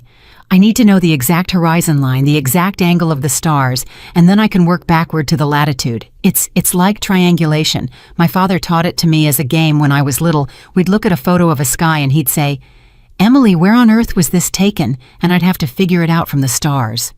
Tears sprang to her eyes. "He was training me this whole time, my whole childhood. He was teaching me how to find him, and I never knew. Every game we ever played, he was building the person who could rescue him." Victor put a hand on her shoulder, steadying her. "Then finish the game, Emily. Where is he?" Emily bent over the napkin, and for 2 full minutes she said nothing, just drew and calculated and crossed out and drew again, and Victor stood guard over her. And Marco watched the lot, and the coffee machine hissed, and somewhere in the dark, A hunter sat and waited. And then Emily's pen stopped, and her whole body went still. "It's north," she said quietly. "Way north. The latitude's higher than New York, higher than Maine. And it's remote, it has to be, because there's no light pollution in the second sky. The stars are too clear, too many of them. This is somewhere with no cities, no towns. Somewhere Falcone could keep a man for 8 years and no one would ever stumble across him." She looked up. "Canada maybe, or further, but north and empty and cold and cut off from the world. That's where my father is. That's where Falcone keeps what he values most." Victor absorbed this, and Emily saw something shift in his face. "That fits," he said slowly. "There was always a rumor in the old families, a place up north where people who crossed the wrong men would disappear to and never come back. Everyone thought it was a myth, a story to scare people, a cold place at the top of the world where the ones who knew too much got buried alive." His jaw tightened. "It was never a myth. It was Falcone's. It's where he keeps the people he can't kill and can't free. And your father's been up there for 8 years. Emily's hands were shaking so hard she had to put the pen down. "Boss," Marco said sharply from the door. "The car, it's moving." Victor's head snapped up. "Moving how?" "Pulling in. It's pulling into the lot." Marco's hand went inside his jacket. "One person, getting out, coming toward the store. Boss, they're just walking right up in the light in front of the cameras. They don't care they're coming straight in." "Emily behind me," Victor said, and there was no argument in it, and Emily didn't argue. She moved behind him, the napkin crushed in her fist, and Victor's hand went to his own gun, but didn't draw it because they were in the light on camera. And whoever this was had chosen this ground on purpose, which meant they weren't afraid of the light either. The door chimed, and Henrik Vanderberg walked in. Emily's breath left her body. The old cryptographer looked exactly as he had in the bunker, silver-haired, dignified in his fine coat, except now Emily could see him clearly for what he was, and it made her sick. He raised both hands slowly, showing them empty, and he stopped a few feet inside the door. "Please," Henrik said, "do not do anything foolish. I am unarmed, and we are as you have cleverly arranged in a very public and well-recorded place. I only want to talk." "You son of a—" Victor started forward. "Victor." Henrik's voice was calm, almost gentle. "You killed no one tonight who did not need killing, and neither did I, because I have never in my life killed anyone. I am not a violent man. I am a cryptographer. I broke codes. That is all I ever did." He lowered his hands slightly. "But you are right about the rest. I have worked for the man you call Falcone for 19 years. He owns my debts. He owns my family's safety. He has owned me since long before he ever heard the name Callahan. And tonight he sent me into your home to make certain that vault was never opened. You told me it was impossible," Victor said low and deadly. "You looked me in the eye, and you told me to burn it." "Because those were my orders," Henrik said simply. "And because I believed it was true. Victor, I have spent my entire career studying locks, and I swear to you on my life, I believed that machine could not be opened by any living person. I was not lying to you. I was as certain of it as I have ever been certain of anything." His eyes moved slowly to Emily, and then she walked up to it, and she opened it with a song. And in 19 years of serving that man, in 19 years of watching him win and win and win, I saw for the first time something he did not plan for, something he could not control. Henrik's voice dropped. "I saw him lose." Emily stared at him. "Why are you here, Henrik? You already told Falcone everything. You already got Sal killed. You already handed him the documents. What else is there?" "I did not hand him the documents," Henrik said. The room went silent. "I made a call, yes," Henrik said. "In the confusion, I slipped away, and I called my handler, and I told him the vault was open and that the daughter of Jonathan Carter had opened it. That much I did, and I will not pretend otherwise because I was afraid, and fear has made me a coward for 19 years. His hands trembled. "But I did not take the documents. I did not kill your man, Sal. Someone else did that. Someone else in your organization, Victor. Someone I do not know, someone Falcone trusts more than he trusts me. There are layers to this you do not understand. Falcone never uses just one asset. He never trusts just one man. There were 2 of us in your house tonight. At least two. Me, the one you were meant to catch, and another, the one you were never meant to suspect. Victor's face went cold. You're lying. You're trying to save yourself. Point me at some phantom so I stop looking at you. Victor. Henrik took a step closer, ignoring the gun, ignoring everything. I am 61 years old. I have served a monster for 19 years and hated myself every single day. Tonight I watched a girl do something I did not believe was possible, and it broke something loose in me, something I thought had died a long time ago. I did not come here to save myself. I came here because I am done. Do you understand I am finished being his? And I came to tell you the one thing that Falcone would kill me for telling you the thing that might be worth my worthless life if it helps you. His voice dropped to almost nothing. The other asset, the one who took the documents and killed your man. I do not know his name, but I know one thing about him because Falcone let it slip once years ago when he was drunk and proud and thought I was too frightened to ever repeat it. Henrik's eyes were wet. The man Falcone has closest to you, the one you would never suspect, has been with your family since before your father died. He was there the night your father was shot, Victor. He is the reason your father is dead, and you have trusted him with your life every single day since. The silence in that gas station was total. Emily watched Victor's face, and it was terrible to see because she watched him understand, watched the horror climb up through him. Watched him run the list one more time, the shortest and most painful list of all the people who had been with the family before his father died, the people who had been there that night, the people he had trusted absolutely for 6 years. No, Victor whispered. I am sorry, Henrik said. No, say his name. If you know, say it. Say his name. I told you I do not know his name, Henrik said. Falcone never gave me that. I only know what I told you. Since before your father died, there the night he was shot, closer to you than anyone. He spread his hands. I have given you everything I have. It is not much, but it is the truth, and it is the first true thing I have done in 19 years, and if I die for it tonight, then at least I will die having done one honest thing. And that was when Marco spoke from over by the door in a strange, quiet voice. Boss, Marco said, he's lying. Victor turned. He's lying, Marco said again, and there was something wrong with his voice, something flat and cold, that Emily had never heard from him before. There's no second asset. There's no phantom in the family. It's just him. He's trying to poison you against your own people so you tear yourself apart. Same thing you were worried about in the car. Don't listen to him, boss. Put him down and let's go. And Emily, watching, felt the whole world go very slow and very quiet, because there was something in Marco's face that did not match his words, a stillness, a readiness, and she remembered what Sal's body had told her on that dark service road. Seatbelt on, hands near the wheel, window rolled down.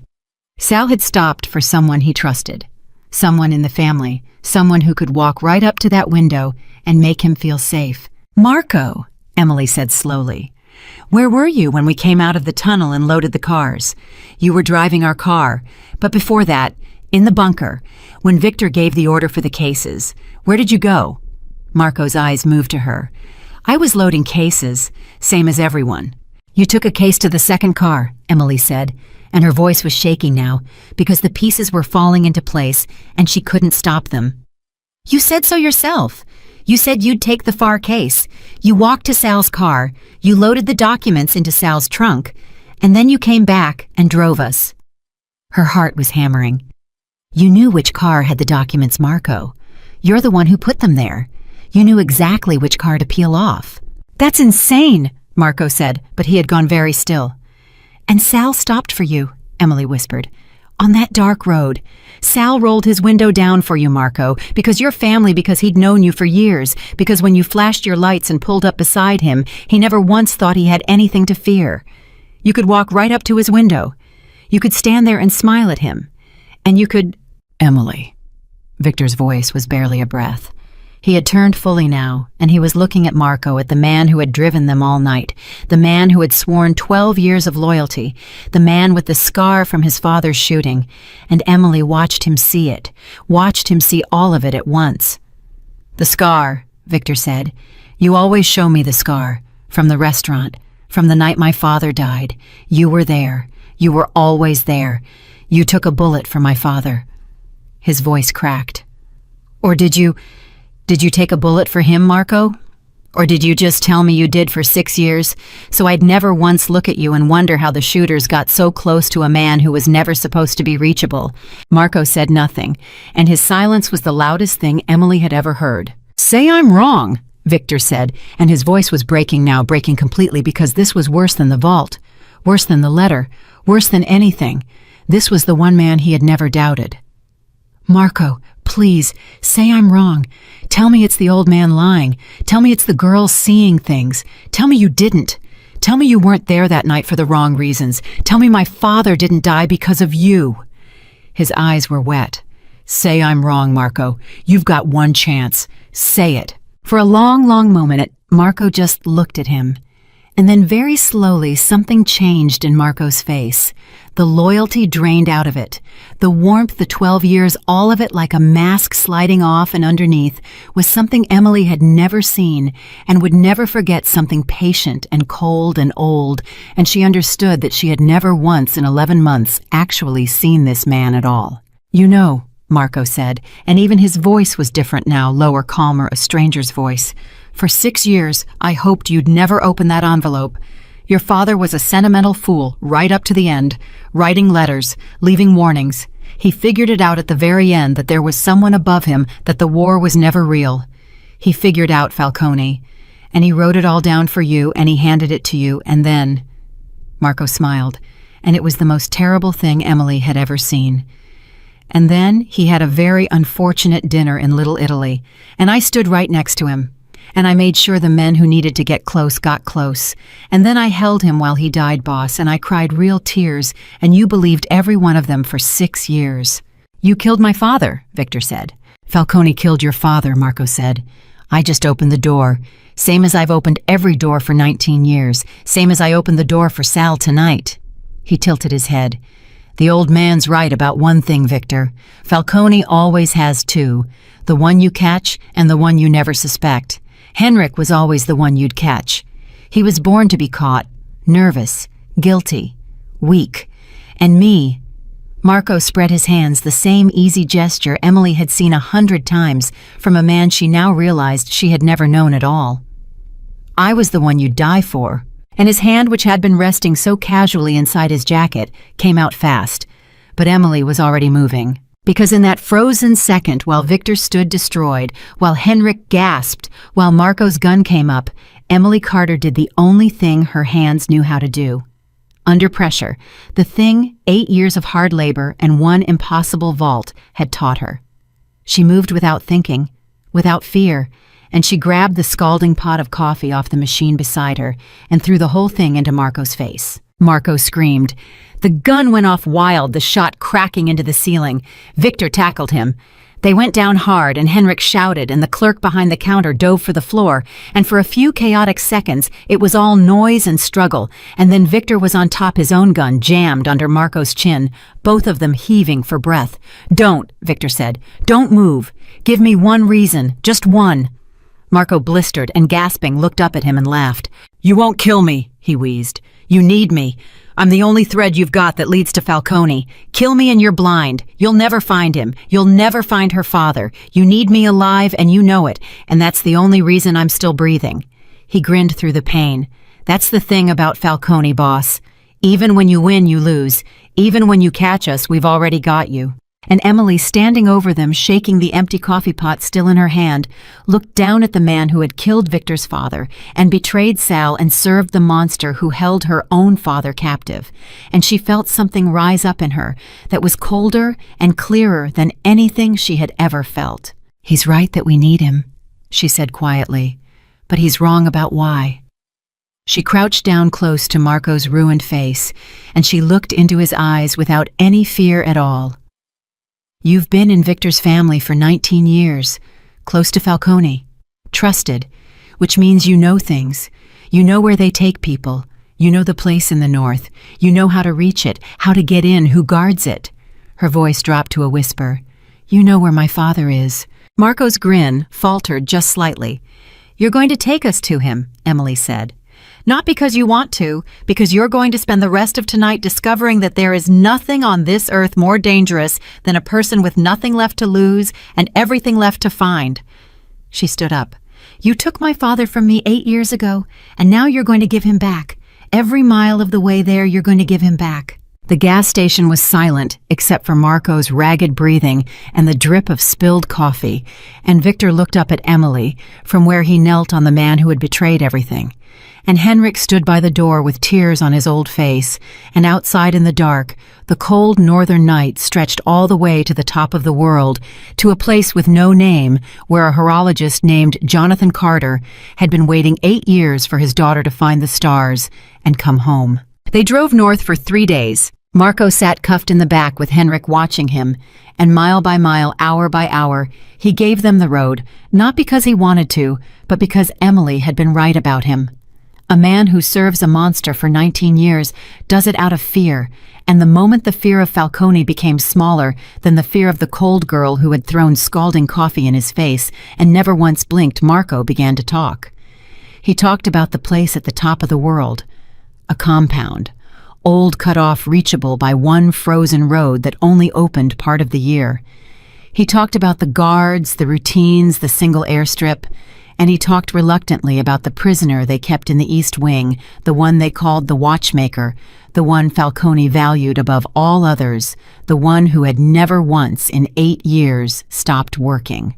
He never begs, Marco said on the second night, staring out the window. In 19 years, I've seen men beg for everything. Your father built things for Falcone, and he never begged once. He just worked. And every so often, he'd look up and ask the same question. Marco's voice was strange. He'd ask, is she safe? That's all. Not let me go, not please. Just, is she safe? Over and over. 8 years. Emily turned around in her seat. And what did you tell him? Marco was quiet for a long moment. I told him yes, he said. Every time. I don't know why. It would have been easier to tell him nothing. But I told him yes, she's safe. And his whole face would change and he'd go back to work.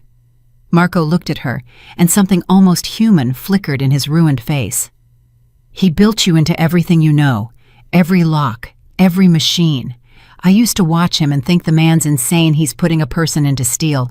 But he wasn't insane. He was leaving you a trail. 8 years of doors, and he never knew if you'd ever find the first one. He looked away. And then you did. Emily turned back around and said nothing, because if she spoke she would cry, and she had promised herself she would not cry again until she was holding her father. They reached the compound on the third night.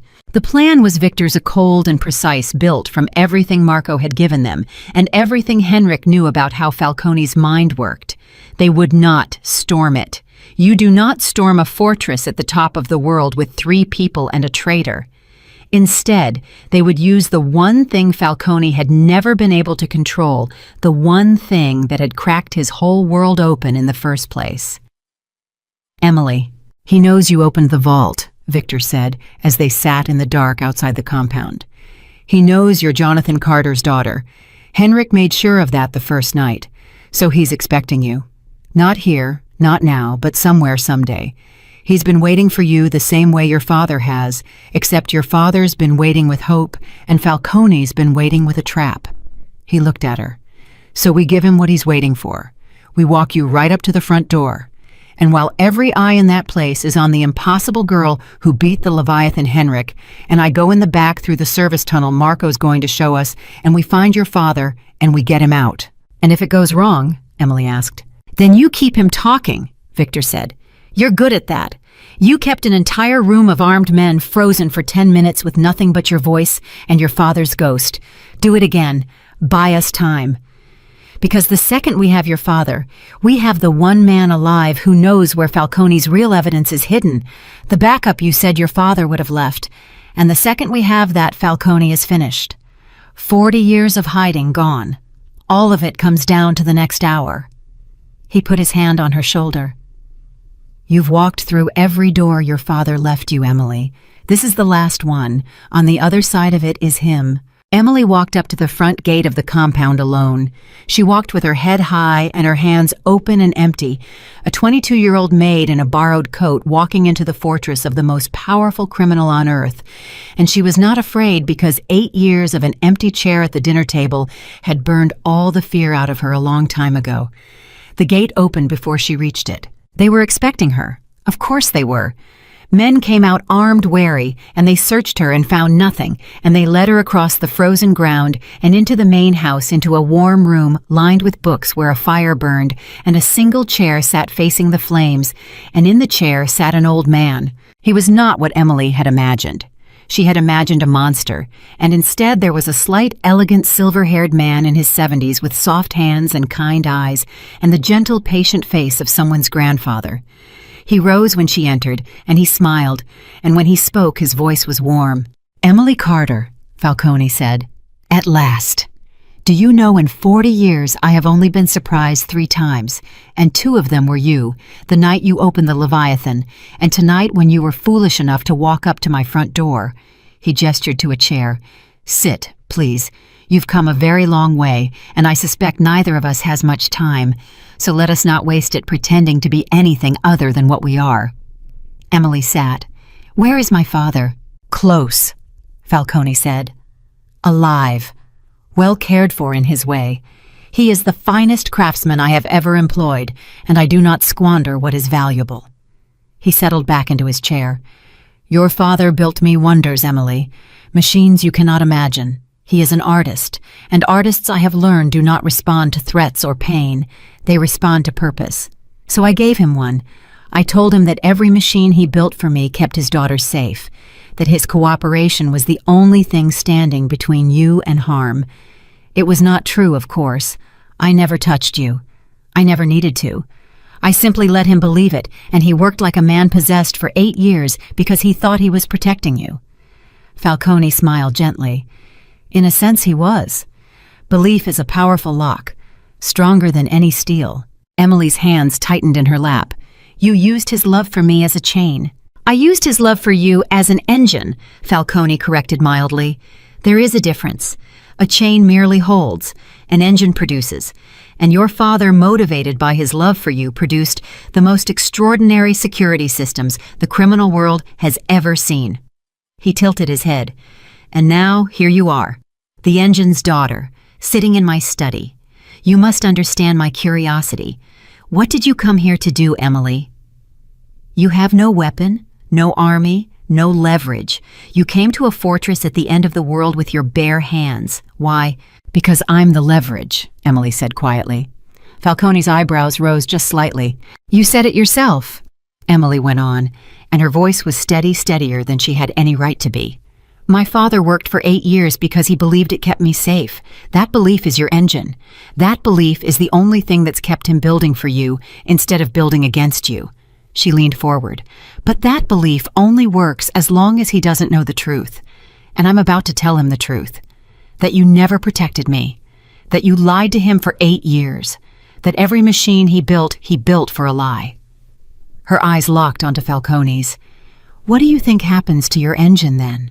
What does the finest craftsman in the world build for the man who stole 8 years of his life with a lie when his daughter is standing right in front of him and he has nothing left to lose?" For the first time, something moved behind Falcone's kind old eyes. "You would not," he said softly. "You would be destroying the very thing keeping him alive. As long as he is useful, he lives. The moment he stops building, he is worthless to me." "He's already worthless to you," Emily said. "You just don't know it yet, because somewhere out there, my father left a backup. A second copy of everything he collected against you. Evidence you've never found hidden somewhere only he and I could ever understand because he built it into the stars, the same way he built everything into the stars." She saw the flicker again, sharper this time. Real fear. "You've spent 8 years thinking you controlled him, but my father was never building your machines. He was building my education. Every lock taught me a skill. Every code left me a message. He turned 8 years of captivity into the longest, most patient rescue mission in history. And he made me the weapon, and you never even saw it happening." She stood up slowly. "You didn't imprison a craftsman, Falcone. You imprisoned a father, and there is nothing on this earth more dangerous than that, and you were too busy admiring your engine to notice." Falcone was on his feet now, and the kindly grandfather was gone, and underneath was something old and cold and frightened. "Guards!" "They won't reach you in time," Emily said, and the lights went out. It happened all at once, the whole compound plunging into darkness, and Emily heard shouting and running, and somewhere far off a door slamming because Victor and Henrik had reached the electrical room exactly when they said they would, and now the fortress at the top of the world was blind. Falcone lunged for the door calling for his men, and Emily did not chase him because chasing him was not the plan. The plan was the darkness. The plan was the chaos. The plan was that in the confusion, while every guard in the compound scrambled for the girl and the sabotage, 3 days of Marco's knowledge and Victor's cold precision would converge on a single door in the east wing. Emily ran through this dark house, and she did not need light because her father had taught her to move by the stars, and she carried the map of this place in her head from 3 days of Marco's descriptions, and she reached the east wing, and she reached the door, and it was locked. Of course it was locked. It was always going to be locked. Her whole life had come down to a locked door. But Emily Carter knew locks now. She knew them the way she knew her own heartbeat. And this one was her father's work. She could feel it under her fingers, the particular precision of it, the signature offset, and she almost laughed because he had built his own prison door, and he had built it the way he built everything, with a way in for the one person who knew how he thought. She found the mechanism, she found the pattern, and in the dark, by feel alone with the sounds of chaos echoing through the compound behind her, Emily opened the last door her father had ever built. It swung open, and there in a plain room rising slowly from a workbench, covered in gears and blueprints and half-finished machines, was a man, older than she remembered, grayer, thinner, 8 years thinner, but his eyes, when they found her face in the darkness, were exactly the same eyes that had pointed at the stars over London and told her to find her way home.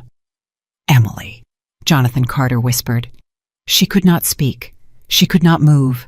8 years, and now 3 feet, and she could not cross them. "You found the stars," her father said, and his voice broke on the words. "You found the stars, and you found your way home. I knew you would. Every day for 8 years I told myself she'll come, she'll remember, she'll find them. And here you are." Tears were streaming down his weathered face. "Here you are." And then Emily crossed the 3 feet and 8 years, and she was in her father's arms, and neither of them could stop shaking, and the machines and the darkness and the whole terrible fortress fell away, and there was only this, a father and a daughter, and the impossible distance between them finally closed. "I've got you," Emily wept into his shoulder. "I've got you, I'm here, I found you." "My girl," Jonathan said, holding her face in his hands. "My brilliant girl, look at what you did. Look at what you became." Then his face changed urgent. "Emily, listen to me. We don't have much time. There's something you need to know, something I hid." "The backup," Emily said. "I know, I already used it. It's the reason we're here. Dad, I need you to trust me.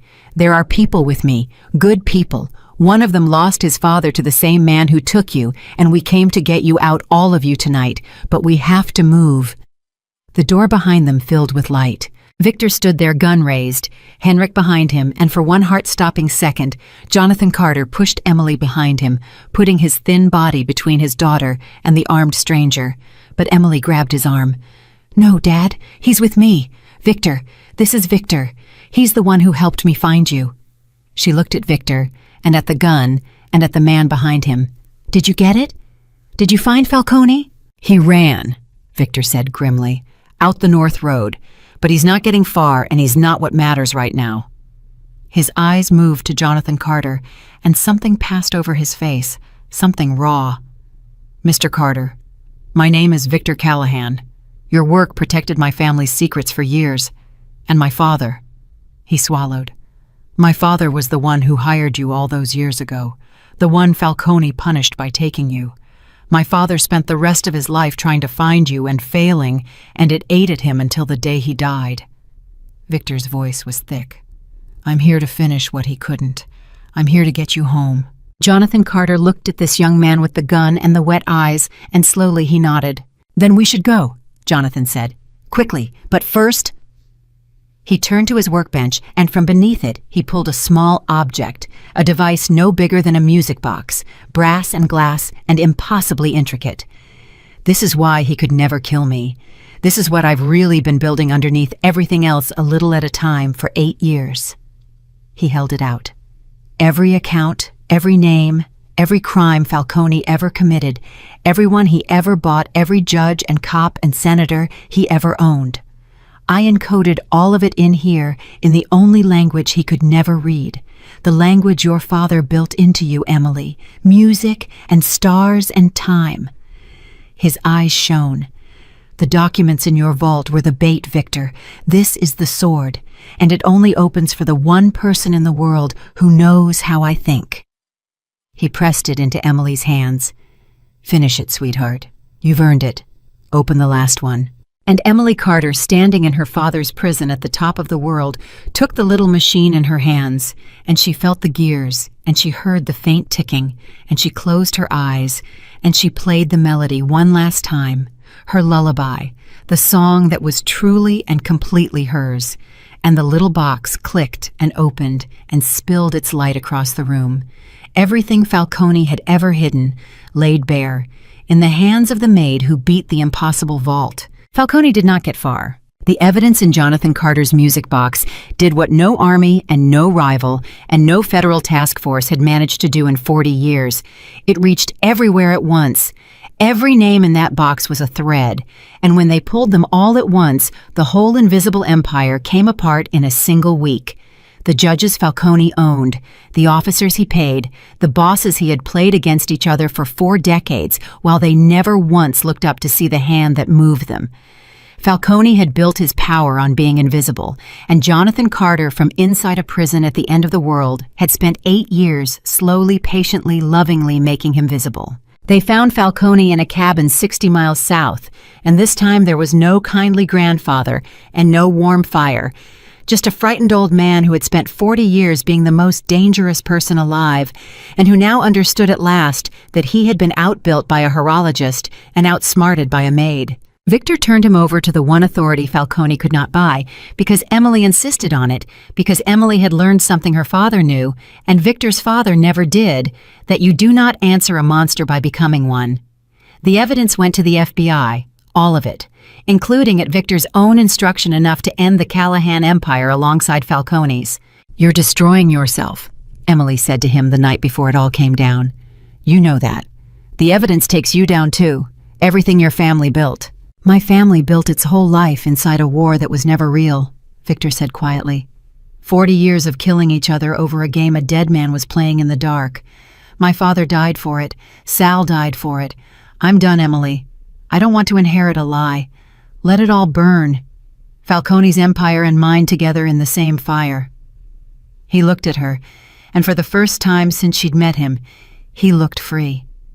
"You taught me that. In the bunker. You walked up to the impossible thing, and instead of forcing it, instead of taking it by strength the way my whole family always has, you opened it with love. I spent my whole life believing power was the only language, and then a maid opened the one door no amount of power could." He almost smiled. "I'd rather lose everything the right way than keep it the wrong way. My father never learned that. I did. From you." Jonathan Carter came home to London, though home was a strange word for it now, after 8 years after everything. But he had his daughter. And in the end, that was the only home either of them had ever really needed. He never built another lock. He said he'd built enough machines for one lifetime, and the only masterpiece he'd ever truly cared about was already finished, and she was standing right in front of him. As for Emily, the world tried very hard to make her famous. The maid who beat the Leviathan, the girl who solved in 1 minute what 25 experts failed to crack, the daughter who walked into the fortress of the most powerful criminal alive with nothing but her bare hands and brought his whole empire down. But Emily never gave a single interview, never told the story, never once traded on the night that changed everything. Because she understood something the world never would. She hadn't done it to be extraordinary. She'd done it to bring her father home. Years later, someone who knew a piece of the story asked Victor Callahan, who had served his time and come out the other side a quieter and better man, what it had really been like that night in the bunker. The night 25 of the smartest people on Earth failed, and a poor maid solved it in 1 minute and left the most dangerous man in New York with nothing to say. And Victor thought about it for a long moment, and then he answered. "Everyone always asks about the vault," he said. "How she opened it, what the trick was. And there was no trick. That's what nobody understands. I had spent my whole life around powerful people, brilliant people, dangerous people, and not one of them could open that door because they all tried to take it. And then this girl that I had walked past 100 times without ever once seeing her, this girl I thought was nothing, walked up to the impossible thing, and she didn't take it. She loved it open." He was quiet for a moment. She wasn't the weakest person in that room. She was the only strong one. And it took me 32 years and losing everything I ever had to finally understand the difference. The maid solved in 1 minute what the experts failed to solve at all. And she did it not with genius, but with a father's love encoded in a daughter's memory. And in the end, that was the one lock in all the world that no amount of money or power or fear could ever pick, and it was the only one that ever truly mattered. The trial lasted 4 months. For 4 months, the name Falcone, a name that had been a ghost story whispered among criminals for 40 years, a name used to frighten men who frightened everyone else, became the most spoken name in America. And every single day of those 4 months, the entire case rested on a small brass music box and on the testimony of the 2 people who understood it. Emily Carter had never wanted to stand in front of anyone. For 11 months, she had made herself invisible, and for 8 years before that, she had lived quietly with her grief, and every instinct in her body told her to disappear again the moment her father was safe. But she could not disappear, because the prosecutors needed her, and more than that, her father needed her. Jonathan Carter was not well. That was the thing the world never saw in all its headlines about the genius horologist and the miraculous rescue. 8 years in a room at the top of the world had taken something out of him that no reunion could fully give back. His hands, once the steadiest in the world, trembled now when he was tired. His memory, which had held 10,000 star maps, sometimes slipped and lost the thread of a sentence halfway through. And his heart, the doctors said, had been strained by years of cold and stress and quiet patient despair, and it was not as strong as it should have been for a man of his years. "You don't have to testify," Emily told him the night before he was called to the stand. "I can do it. I understand the box now. I can explain all of it. You don't have to stand up in front of those people and relive 8 years of your life." Jonathan looked at his daughter across the small kitchen table of the safe house where they were staying, and he smiled. And it was the same smile she remembered from her childhood, the one that made her feel like the most important person in the world. "Emily," he said, "do you know what kept me alive up there for 8 years in that room building machines for a monster? You thought you were keeping me safe." "That was part of it," he said, "but it wasn't all of it. The truth is, after the first year, I stopped believing I would ever come home. I made my peace with dying in that room. And once I did that, I could have simply stopped, given up. Let my hands go still and let the cold take me. Many men in that place did exactly that." He reached across the table and took her hands in his trembling ones. "But I didn't. And do you know why? Because I decided that even if I never saw you again, I could still do one last thing for you. I could leave you a trail. I could turn my prison into a classroom and teach you from 1,000 miles away everything you'd need to survive a world that had monsters like Falcone in it. Every lock I built as a lesson, every code a message. I couldn't be your father anymore, so I became your teacher in the only language I had left." His eyes filled. "So no, sweetheart. I will not sit in a chair while you stand up alone in front of the world. I have spent 8 years unable to stand beside you. Tomorrow I stand. If it's the last thing my body ever does, I stand beside my daughter. Do you understand?" Emily could not answer. She only held his hands and nodded and wept. And the next day they stood together. The prosecutor asked Jonathan Carter to explain for the jury how a man could encode 40 years of a criminal empire's secrets into a music box. and Jonathan, in his quiet, trembling, dignified voice, explained it.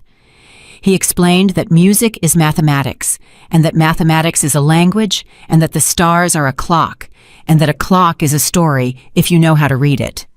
He explained that he had built a machine that could not be opened by force or by genius or by any amount of money, but only by a single person in all the world.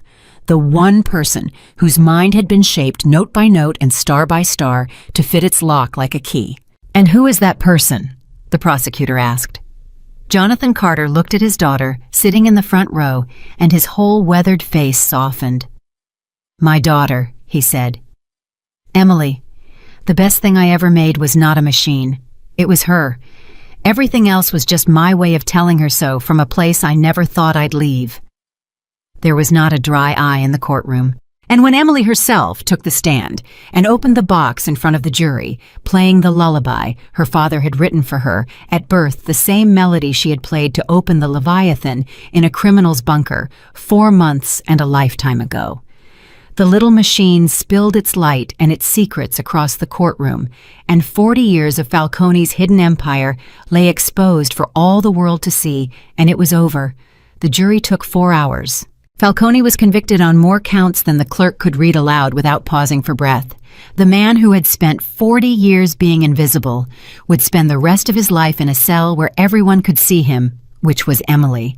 Thought a fitting sentence for a man who had built his entire power on never being seen. But the verdict that stayed with Emily was not Falcone's. It was Victor's. Because Victor Callahan had done the thing he swore he would do. He had handed the FBI evidence that convicted Falcone, and in the same envelope evidence that convicted himself. The Callahan empire, 40 years in the building, came apart in the same fire as the man who had secretly controlled it. And Victor did not fight it. He did not hire an army of lawyers to save himself. He stood in front of a judge and he accepted the consequences of a life he had inherited, but chosen every day to continue. "Why?" Emily asked him the last time she saw him before he went away. They sat across from each other in a plain room, and Victor looked lighter than she had ever seen him, as though a weight he'd carried since childhood had finally been set down. "You could have kept your name out of it. You had the evidence. You controlled what the FBI saw. You could have handed them Falcone and walked away clean. Why did you give them yourself, too?" Victor was quiet for a moment. "Do you remember what Henrik said?" he asked. "In the gas station. He said he'd served a monster for 19 years and hated himself every day. And I remember standing there thinking, I'm no different. I've hated myself for years, too. I just never had the courage to say it out loud." He looked at his hands. "My father built an empire out of a lie, Emily. A war that was never real, run by a man none of us could see. And I inherited that lie at 26, and I made it bigger because I thought that was strength. I thought power was the only thing that was real." He looked up at her. "And then I watched a maid open a vault that couldn't be opened, and I realized I had it exactly backwards my whole life. You didn't beat that vault with power. You beat it with the truth of who you were, with love. And I thought if I want to be free, actually free, not just out of Falcone's shadow, but out of my own, then I have to do the same thing. I have to stop hiding. I have to answer for who I really am and let it burn and walk out the other side as something true instead of something powerful." He smiled, and it was a real smile, an unguarded one. "You cost me everything, Emily Carter. My money, my name, my whole life. And it's the best thing that ever happened to me." Emily reached across the table and took his hand. "You'll be out someday," she said. "You cooperated. You brought down the biggest criminal in the country. That counts. And when you get out—" "When I get out," Victor said, "I'm going to do something honest for the first time in my life. I don't know what yet. Maybe I'll fix clocks." He laughed, and it was the first time she had ever heard him laugh without any darkness in it. "Your father could teach me, if he'd have a Callahan for a student." "He'd like that," Emily said softly. "He would. He always said the most dangerous thing in the world is a person who decides to change. He'd like you very much, Victor." And she meant it because it was true. Henrik Vanderberg was not charged. Emily had insisted on that too, standing in front of federal prosecutors with the same quiet, immovable certainty she had shown in the bunker, arguing for the old cryptographer who had served a monster for 19 years, and then on one impossible night chosen to stop. Henrik had walked into a public gas station, knowing it might cost him his life, to hand them the thread that unraveled everything. Without Henrik's warning about the second asset, they never would have unmasked Marco. Without unmasking Marco, they never would have found the road north. Without the road north, Jonathan Carter would still be in that room at the top of the world-building machines until his heart gave out. He was a coward for 19 years, Emily told the prosecutors, and then he was brave for one night, and the brave night is the reason we're all sitting here. If you punish the man who found the courage to break, you teach everyone else that breaking isn't worth it. You teach them to stay loyal to their monsters. I won't be part of that. She had learned somewhere in that long, terrible night how to make a room listen. Let him go. Let him spend whatever years he has left as a free man who did one good thing. That's a better ending than a cell, and it's a better lesson for the next frightened man who wants to break free. They let Henrik go. He came to see Emily and her father before he left, an old man in a fine coat, humbled and quiet, and he stood in the doorway and could barely speak. "I broke the greatest lock of my career the night I watched your daughter open that vault," Henrik finally said to Jonathan Carter. "Not a lock of steel, a lock inside myself. I had convinced myself for 19 years that I had no choice, that I was owned, that there was no door out. And then I watched a child who had every reason to stay small and silent walk up to the impossible and open it. And I understood that the only lock that ever truly held me was the one I'd built in my own head." His voice shook. "You built a daughter who freed more than one prisoner that night, Mr. Carter. She freed me too. I only came to say thank you, and I am sorry for all of it." Jonathan Carter rose on his trembling legs and crossed the room, and to everyone's surprise, he embraced the old cryptographer. "We were both prisoners of the same man," Jonathan said. "You in your fear, me in my cell, and we were both set free by the same girl. There is nothing to forgive between us, Henrik. Go and live. That's the only thing any of us owes the ones who saved us, to actually live." And Henrik went, and he did live quietly in a small town by the sea, fixing nothing more dangerous than crossword puzzles for the rest of his days. And every year on the anniversary of the night in the bunker, he sent Emily a single letter, always with the same closing line. "Thank you for the door." Marco was the only one who got no mercy and wanted none. He had killed Victor's father. He had killed Sal. He had spent 19 years opening doors for a monster and feeling nothing. And even at the end, even facing the rest of his life in a cell, he never once broke, never once apologized, never once showed a single crack in the cold and patient thing he had become. He testified when compelled, gave up the road north, when the fear of Emily outweighed the fear of Falcone, and then he simply went silent and stayed silent and was led away to a place he would never leave. The last thing he ever said to Emily was in the courthouse hallway as the guards took him past her. "You know the funny thing," Marco said, stopping for just a moment. "Your father asked me for 8 years if you were safe, and I always told him yes. And I only ever told him one true thing in 19 years, and that was it." He looked at her with those cold, unreadable eyes. "You were safe, right up until you decided you didn't want to be anymore. Right up until you walked up to that vault." Something almost like respect flickered in his face. "He built a weapon and called it a daughter, and I never saw it coming. Nobody did." And then the guards pulled him on, and he was gone. And Emily never saw him again, and she did not waste another moment of her life thinking about him, because he did not deserve the space. And then finally, when the trials were over, and the headlines had faded and the world had moved on to the next impossible story, there was only a father and a daughter and a small workshop in London that Emily had bought with the reward money the FBI insisted on giving her. Money she had almost refused until her father talked her out of it. "Take it," Jonathan had said. "Not for you. For the workshop. Every genius needs a workshop. And you, my girl, are going to need one." "I'm not a genius, Dad. You're the genius. I just remembered what you taught me." Jonathan Carter had looked at his daughter then with an expression she would remember for the rest of her life. "Emily," he said, "listen to me. Because this is the most important thing I will ever tell you, and my heart tells me I won't have as many years left to tell you things as I would like." He took her hands. 25 of the finest minds in the world stood in front of my vault and failed. Not because they weren't clever. They were brilliant, every one of them. They failed because they tried to solve it with their minds alone. And a machine like that cannot be solved with the mind alone. It requires the heart. It requires someone who understands that a lock is not a problem to be conquered, but a message to be received. That is not a skill I taught you. That is who you are. I built the vault. But the person who could open it, the person who could hear a machine and love it into opening, I didn't build that. I only had the great fortune to be her father. His eyes shone. You are not a genius because you remembered what I taught you. You are a genius because of what you brought to it that I never could. Do not ever, ever let anyone, including yourself, tell you that you were just the maid who got lucky. You were the only person on this earth who could have done what you did. You always were, from the day you were born. And so Emily took the money and she built the workshop, and she and her father worked in it together side by side for the years they had left. They were good years, fewer than either of them wanted, but good. Jonathan's heart, strained by all it had endured, gave him 3 more years, and Emily was grateful for every single day of them because she had spent 8 years with an empty chair at her table, and now the chair was full again, and she never once in 3 years took a single morning of it for granted.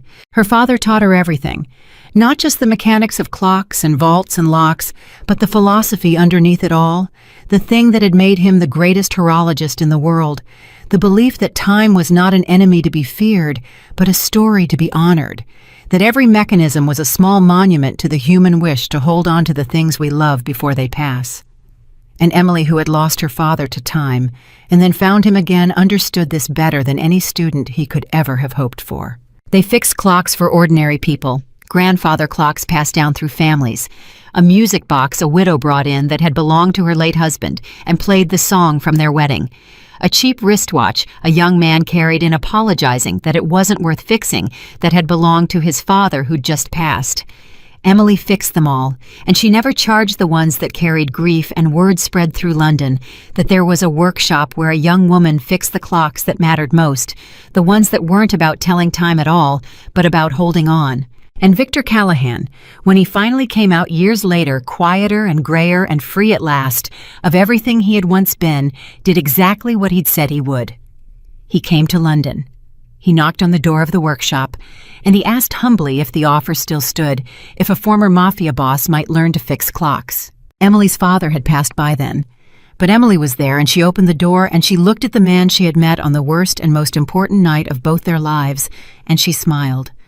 "My father saved a place for you," she said.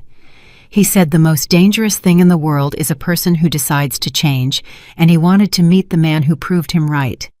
She stepped back and opened the door wider. "Come in, Victor.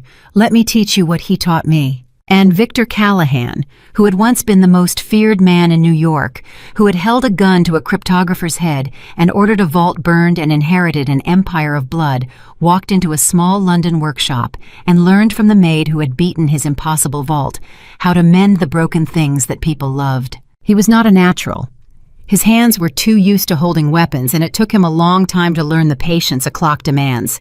But he learned, and every so often, working late over some delicate mechanism, he would pause and look at Emily across the bench and shake his head in a kind of wonder that never faded. 25 experts, he would say, and a maid opened it in 1 minute. "It wasn't 1 minute," Emily would answer the way she always did. "It was my whole life." "I know," Victor would say. "That's what I mean." And in the window of that workshop on a small brass stand sat the Leviathan. Emily had asked for it in the aftermath of everything, and to her surprise, they had let her have it, this monstrous, beautiful machine of gears and stars and organ pipes that had once guarded a criminal empire and had frightened the smartest people in the world. She had restored it herself lovingly, every ring and every pipe, and now it did not guard anything at all. It simply kept time, perfect time. The most beautiful clock in London, sitting in the window of a small workshop, ticking softly its constellation ring, still offset by exactly 3 degrees, her father's signature hidden in plain sight where only the two of them would ever know to look. Sometimes late in the evening when the work was done, Emily would stand in front of it and close her eyes and listen to it tick the same soft rhythm she had first heard in a criminal's bunker with 60 seconds left on the clock and everything to lose. And she would hear her father in it the way she always had, the way she always would, because he had built himself into it the same way he had built himself into her, and neither the machine nor the daughter would ever stop carrying him. And on the quietest nights, if she listened closely, she could almost hear him say it again, the way he had on the last night before he was taken, and the first night after he came home, and every day in between, that she had carried his voice inside her. Find the stars, Emily. Find your way home. She had found them. She had found him, and she had built a home at last out of broken clocks and second chances, and a love that no vault on earth could ever hold, and no monster could ever steal, and no amount of time could ever take away. The maid who solved the impossible in 1 minute lived a long and quiet and extraordinary life, and she never once told the world her secret, because the secret was never a trick, and it was never genius, and it was never luck. The secret was simply this: she had been loved so completely by a father who refused to give up, and she had loved him back so fiercely across 8 years of darkness that when the moment came, that love was stronger than any lock ever built by human hands. And it always would be. And that, in the end, is the only thing that ever truly opens what cannot be opened. That is the whole story, and every word of it is true.